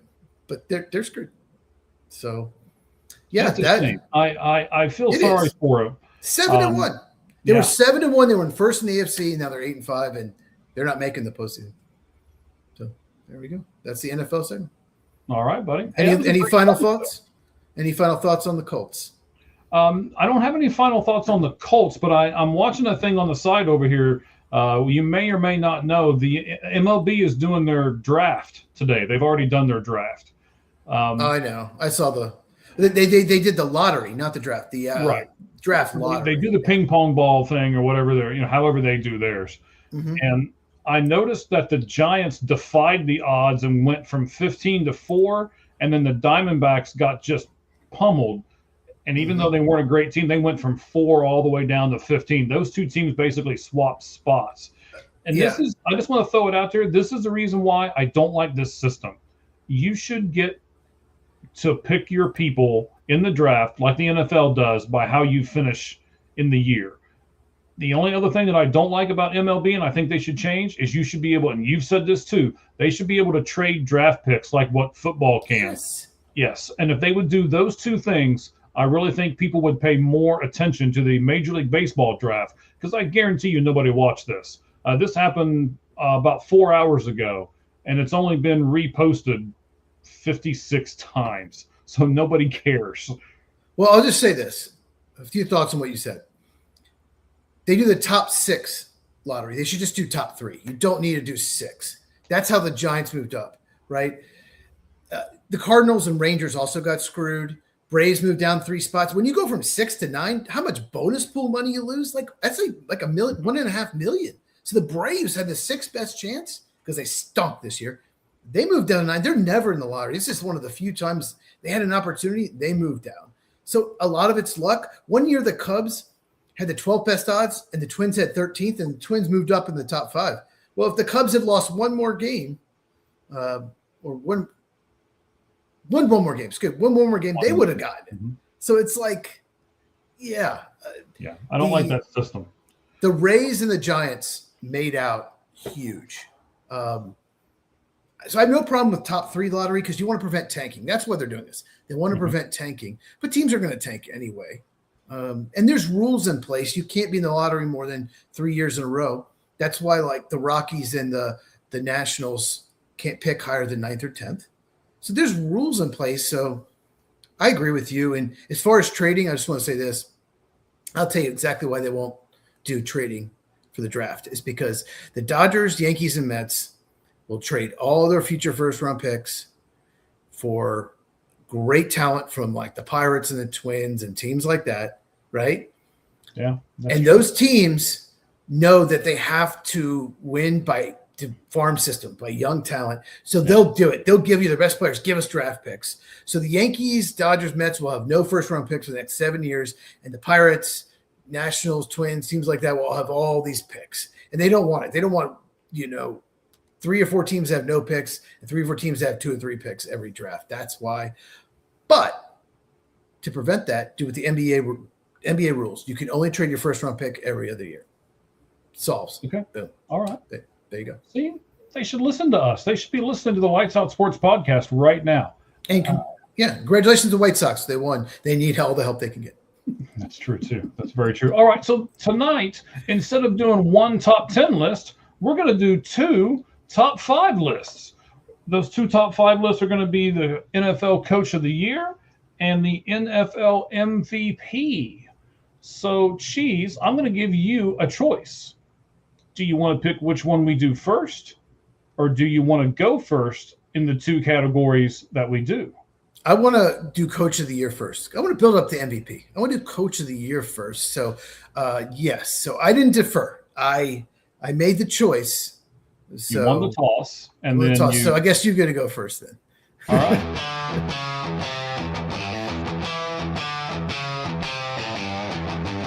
All right, ladies and gentlemen, here we go. We are going to do the Coach of the Year in the NFL, our top 5, and then after that, we're going to do our MVP of the year in the top 5 as well. So, since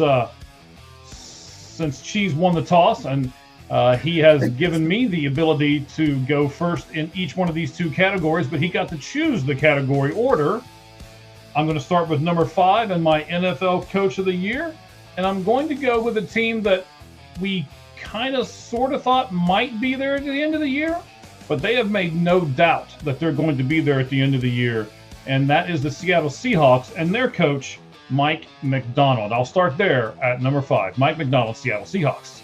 More on him later. Okay. My number 5 may surprise you, may surprise some people, but I just don't know how they're 6 and 7. They have bottom 5 talent. They're not good on either line. The quarterback throws interceptions. They have no corners. Rasul Douglas is decent, but no one else can play. And Tyreek Hill's out for the year. Mike McDaniel has turned around this Miami Dolphin team. They went from being the joke of the NFL, he's guaranteed to be fired, to 6 and 7. They're still in the playoff hunt, unlikely. But I have number 5, Mike McDaniel, believe it or not. Wow. Yes. I would have never thought that in the beginning. All right, again, so I'm going to give you a team that has really turned it around. They've won their last 5 games in a row, and I believe that it's a lot to do with their head coach, DeMeco Ryans of the Houston Texans. So I went Mike Macdonald as 5, DeMeco Ryans of the Houston Texans for me is number 4. He's done a great job. He is a defensive coach, and the defense is amazing. I just couldn't quite put him in there.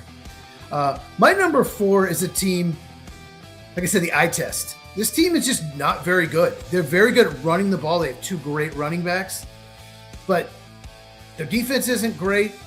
Besides Teteru McMillan, the receivers aren't great. They have no tight ends. They're just not a very good team, but they're 7 and 6, and they're tied for first. So I gotta say, Dave Canales of the Carolina Panthers is my number 4.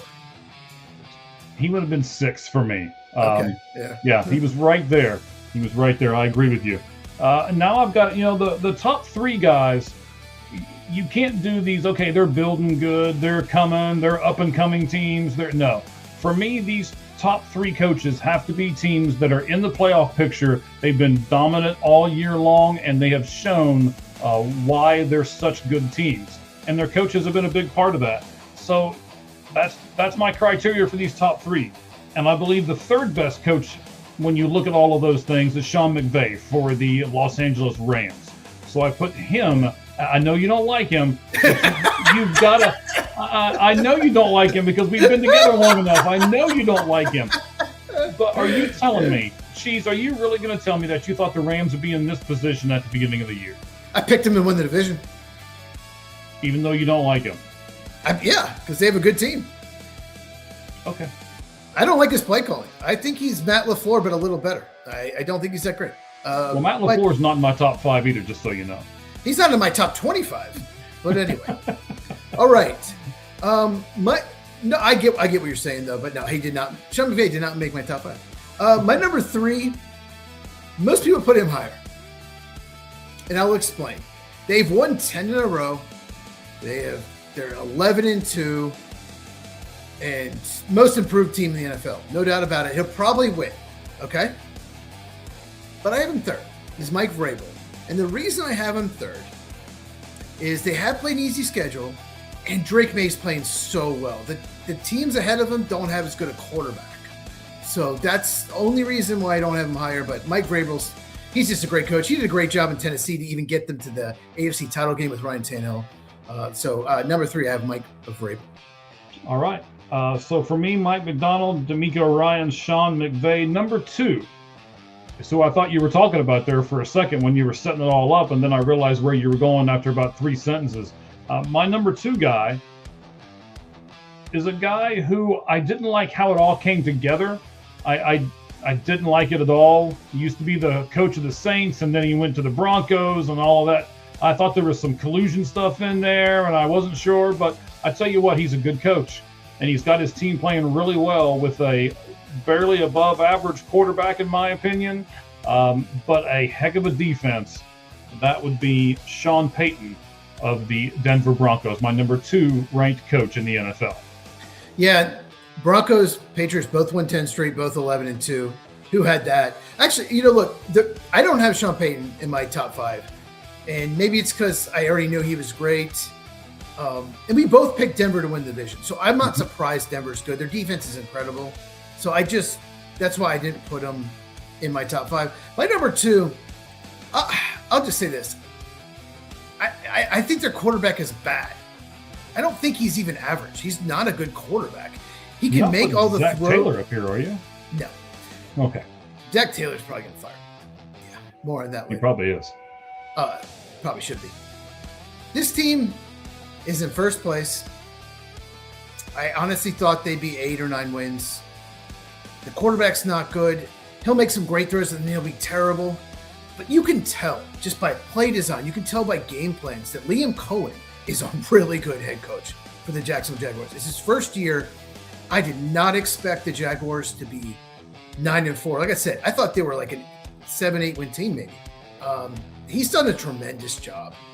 And you can tell he's a motivator. You can tell they like playing for him. So yeah, Jacksonville Jaguars, Liam Cohen, number 2 on my list.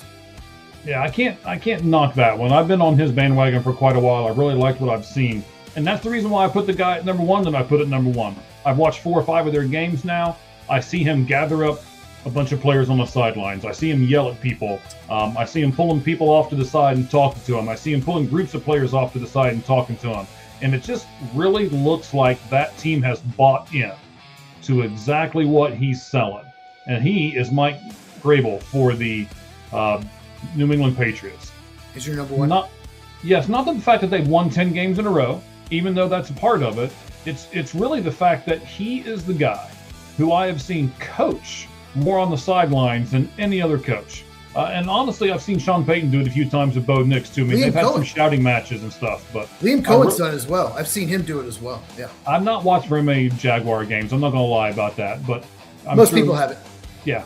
So I can't really say that, but I've seen Mike on the sidelines. I really like his style. And by the way, just to bring up another Bengals thing, I don't know if you saw it today. Did you see who they released today? Jermaine Burton, I believe. Yes. That guy's a psychopath. Get him out of the locker room. What a terrible 3rd-round pick. But anyway, that's a story for another day. Okay.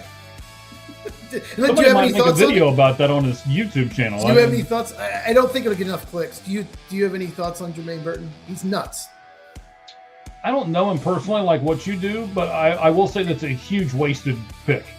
It's one of the very few picks they used on an offensive player in the draft. Most of their draft picks have gone towards the defensive side. They used one on an offensive guy, and this is what they get. I'll be interested to see if anybody gives him a shot, or if he's just going to go into football obscurity. I'll just say this. Incredible college player at Alabama. So much talent. Borderline first-round talent. Total psychopath. Total psychopath, horrible teammate. He's not going to be anything because of this. It's a shame. Wasted talent. Who's your number one coach? Okay. Number 5, Mike McDaniel of the Dolphins. Number 4, okay, can you turn it down a little bit? I can barely hear myself talk. Number 4, so number 5, Mike McDaniel of the Dolphins. Number 4, Dave Canales of the Panthers. Number 3, Mike Vrabel of the Patriots. Probably should have put him higher, but anyway. Number 2, Liam Cohen of the Jaguars. And you mentioned my number 1. I just think he's done an amazing job. And it's more than just what the job he's done. It's what the team that he left, he was a defensive coordinator, what they have lost since he left. And that's Mike McDonald, the Seahawks. They're 10-3. They're good on offense. They're good on defense. They're good on special teams. They do all the little things right. And I did not expect them. We both picked them. Remember, we picked who's going to win the division, who's going to be last. We both picked them last. We expected that. And their over-under was 7.5, I think. Vegas, they're 10-3. He's done a tremendous job, and the Ravens' defense has not been the same since he left. It's his second year with the Seahawks. That Baltimore Raven defense has completely dropped off. So Mike McDonald with the Seattle Seahawks would get my vote. I do think Mike Vrabel is the overwhelming favorite to win. All right, when you're done here, man, we got a lot of different stuff that runs on Tuesday, man. We got Sirhan that's doing the podcast right at the moment. He did his a little bit ago. His is done. You can go over and watch his on a tape delay.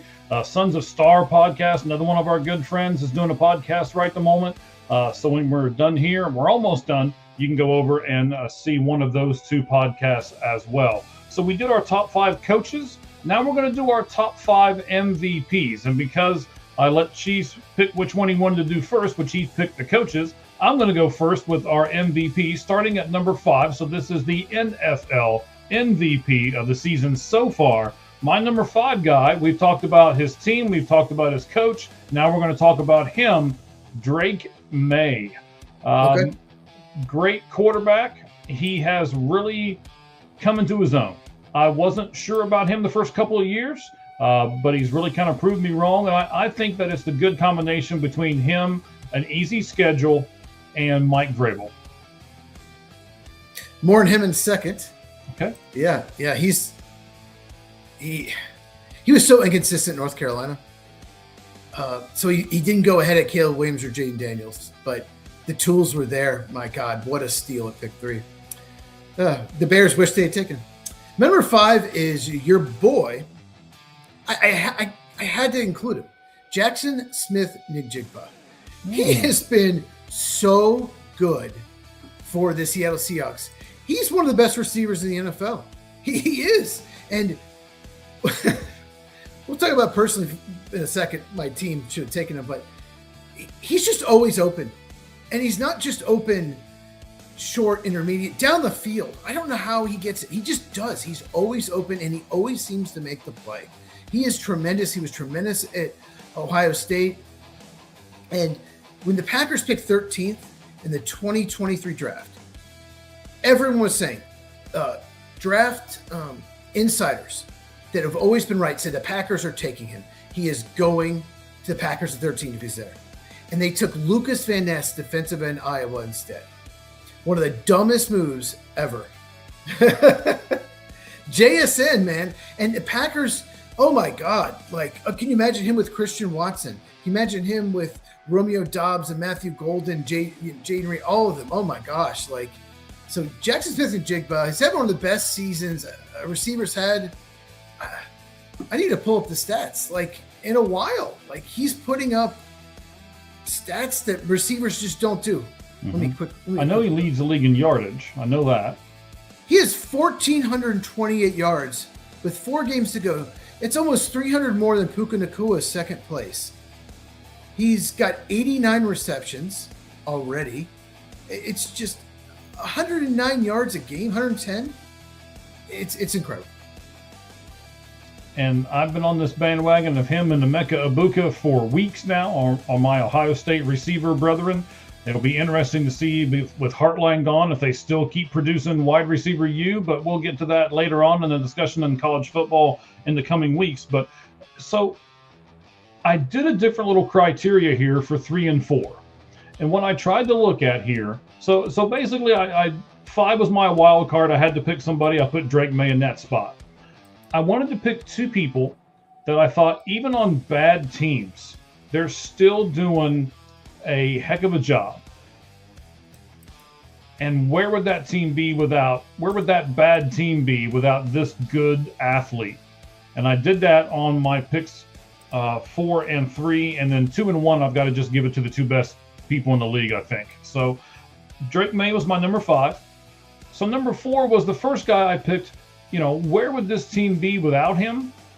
And I picked Dak Prescott as my number 4 MVP candidate for the season. I know that Dallas has not been fantastic, but without Dak, we watched that game against Detroit. He was willing them back so hard. He was throwing that ball and just slinging it everywhere. Man, I really have a big. I don't really have a soft spot for him, but I don't think he gets enough credit right at the moment, just because of everything else. Jerry Jones and the star and everything that kind of overshadows him.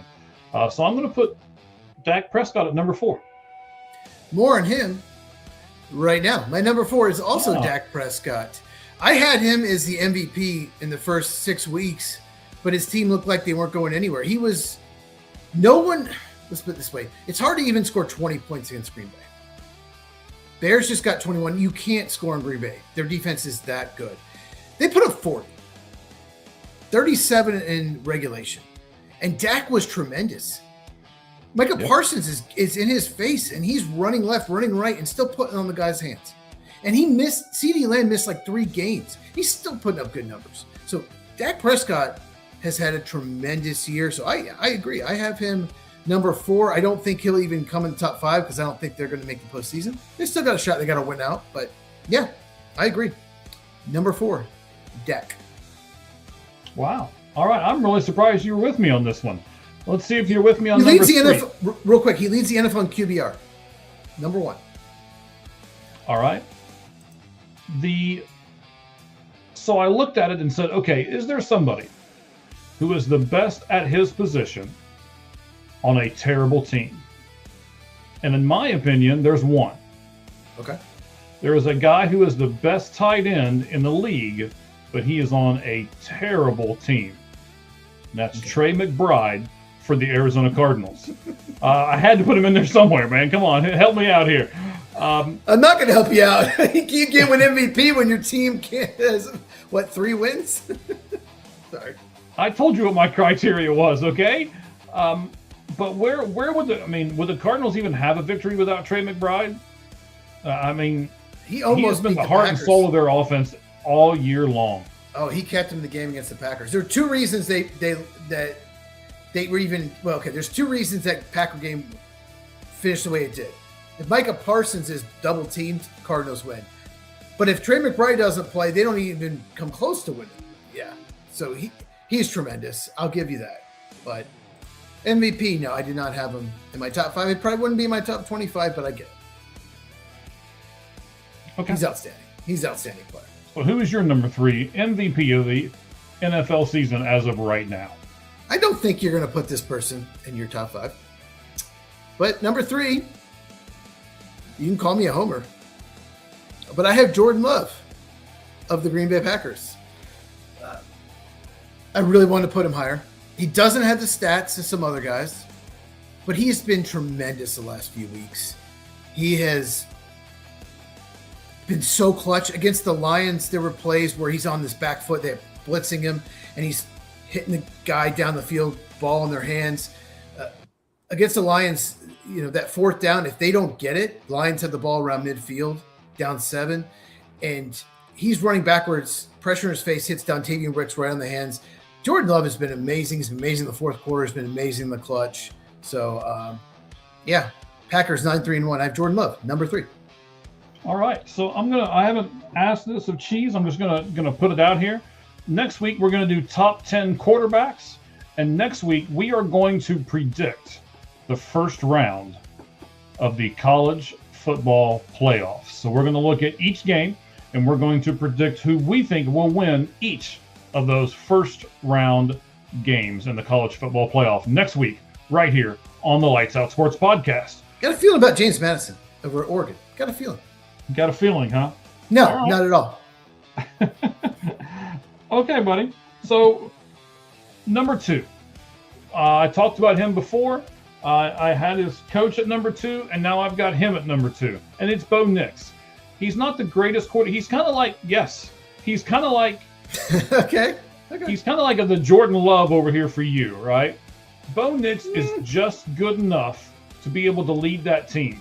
I saw him do a lot of smart stuff over the last 2 or 3 games. Does he have all the stats? Yeah. No, he doesn't. But he knows when to, he could have taken sacks, and he knows when to throw the ball away. He can feel the pressure seemingly, and he takes off running. He doesn't get a whole lot when he runs all the time, but he can feel that pressure seemingly, and he takes off mobile. running and gets, he's very mobile, gets something out of nothing, right? So I think he's really been coached up big by Sean Payton, and they've won 10 in a row. If I'm going to put Drake May on this list, I felt as though I had to put Bo Nix on this list, but I felt as though I had to put Bo Nix higher. So I put number 2, Bo Nix, on my NFL MVP. Okay. I get it, I guess. He's 26 in quarterback rating, 17th in QBR. Yeah, I said he doesn't have the stats, but neither does Jordan. Well, I mean, Jordan's stats aren't that bad, but... Well, Jordan Love is 4th in quarterback rating. He is 2nd in QBR. Okay. How many wins do the Packers have? 5th in touchdown passes, 9 wins. He's 5th in touchdown passes. And then how many wins do the Denver Broncos have in a row? 10. Okay. Yeah, Jordan Love, winners. fifth in touchdown passes. He's only thrown 4 interceptions. Okay, 9 for Nix, but that's fine. I get it. Okay. But it's okay. Anyway, you mentioned my number 2. I have Drake May of the New England Patriots. 23 touchdowns, 6 interceptions. They have an easy schedule, but he's been tremendous. He still gives you every once in a while. Of course, Jordan Love does it too. A couple throws like, what are you doing? But he's been a leader, and in the second year, it's amazing his improvement. And they're 11-2, like you said, 11 wins, won 10 in a row. So number 2, Drake May. All right. So I would never have done this until Sunday. He wasn't even honestly on my board until Sunday. In fact, I admitted earlier in the show that I was making this team is in trouble notes for a video that I was going to do here on the podcast. But I couldn't put anybody else above the guy. He took over in that game, and he willed the Buffalo Bills to win. I've never seen a guy do it. I love what he does off the field. What? And I gave him... You forgot somebody. Nope. Okay. I gave him everything. I gave him points for what he does off the field. I watched him leave that game on Sunday, and he gave his hat to one person. He gave his towel to another kid. He gave the football that he had to another kid. It's hard not to root for Josh Allen. So I put Josh Allen of the Buffalo Bills at number 1. Who'd I forget? 22 touchdowns, 10 interceptions. I mean, I just okay. Allen's just not been nearly. He's taken way more sacks than he did in previous years. Okay, that's fine. He runs, and I tell you the reason why I did it is because they had to have that game Sunday. They had to have that game just as much as the Bengals had to have Christian that game. Bedford won that game. Okay. Come on now. He had one good play. If Christian Bedford doesn't make that play, Josh Allen doesn't win that game. Just saying. But I get, okay, I'll give you that. That's true. I get you. So who did I forget? He's a reigning MVP. I get it. He's very good. He's just not playing to me on the level he's played the last few years. Number 1, it was easy for me. I think he's going to win it. I think he's going to be borderline unanimous, and that's Matthew Stafford. 35 touchdowns, 4 interceptions, first place in the NFC, 10-3. I mean, I know he's got Devontae Adams, Puka Nacua, but still, Stafford looks calm, cool in the pocket, leads the league in quarterback rating. He's just been tremendous, and I know you hate the Rams. You hate them. But, Matt Stafford, it was an easy number 1 for me. It was really the tough thing for me was Drake May, Jordan Love 2-3, and then Dak Prescott, Jackson Smith, and Jigba 4-5. That was. I'm smiling over here because we have flipped roles this week. I'm usually the guy that gives all these stats and has all this stuff, and I went more with what I saw on and off the field. I went more with the fact that he's athletic, and I went more with your eye test. And this week you went more with my stats. You gave stats on every person you put in that MVP race. Well, I looked him up. I did the list first, then I looked him up. Okay. I looked him up as we were doing this. I needed to justify my picks because ours are very different. That's all right. Maybe that's why your internet or my internet or whose ever internet's been going wonky didn't do it because you did so much stuff on the side this time. Well, it worked fine today. No more issues, hopefully. So I'm really happy that it did. I like that we both had Dak. I think he's been tremendous. Let me look up his stats. He's second league in touchdown passes to Stafford, 26 touchdowns. QBR, he's number 1. So, Dak Prescott, I'm just happy we both picked him because the media's not talking about him. So, yeah. I had to say something. No, it's cool. But yeah, you should have had Jordan Love. Okay. Well, you just, for the first time all 3 hours, you just froze. Like for a good 10 or 12 seconds, you froze. Yeah. And I was like, no! I said I had to say something. Crap. Oh, man. All right, buddy.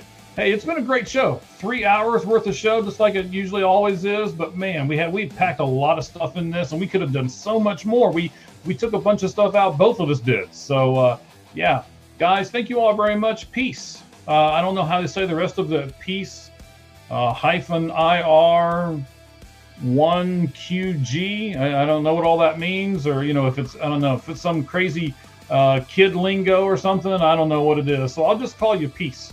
But we appreciate your comments, man. First time. And thank you for coming on and doing that with us. So next week, like we said, we'll do the top 10 quarterbacks right now. And then next week, we are also going to do, in our college football segment, we're going to pick the winners of the first round of the college football playoff. Join us next Tuesday. What times, Chiefs? Because I always mess up the times. 8 Eastern, 5 Pacific, and 6 if you live in Arizona. Wait, no. Yes, that's right. 6 my 6 time. if you live in Arizona. You live in Arizona, 6. But yeah, 8 Eastern, 5 Pacific. And I'll just say my number 6 MVP was J.J. McCarthy. So there you go. I'm sure it was. After the one game where he actually did pretty well this past week. Yeah, but... only team, by the way, if you didn't know this, I saw this stat, only team to ever be shut out one week and then shut out a team the following week. Did not see that. Yes. You love stats. I do. I love them. I love them. I love them. All right, guys. We thank you all very much. We appreciate you being with us. Make sure you pay attention to Cheese over on his channel. Plug it one more time, sir. At Football with Cheese, CHEEZ. And follow me on X at Football Cheese.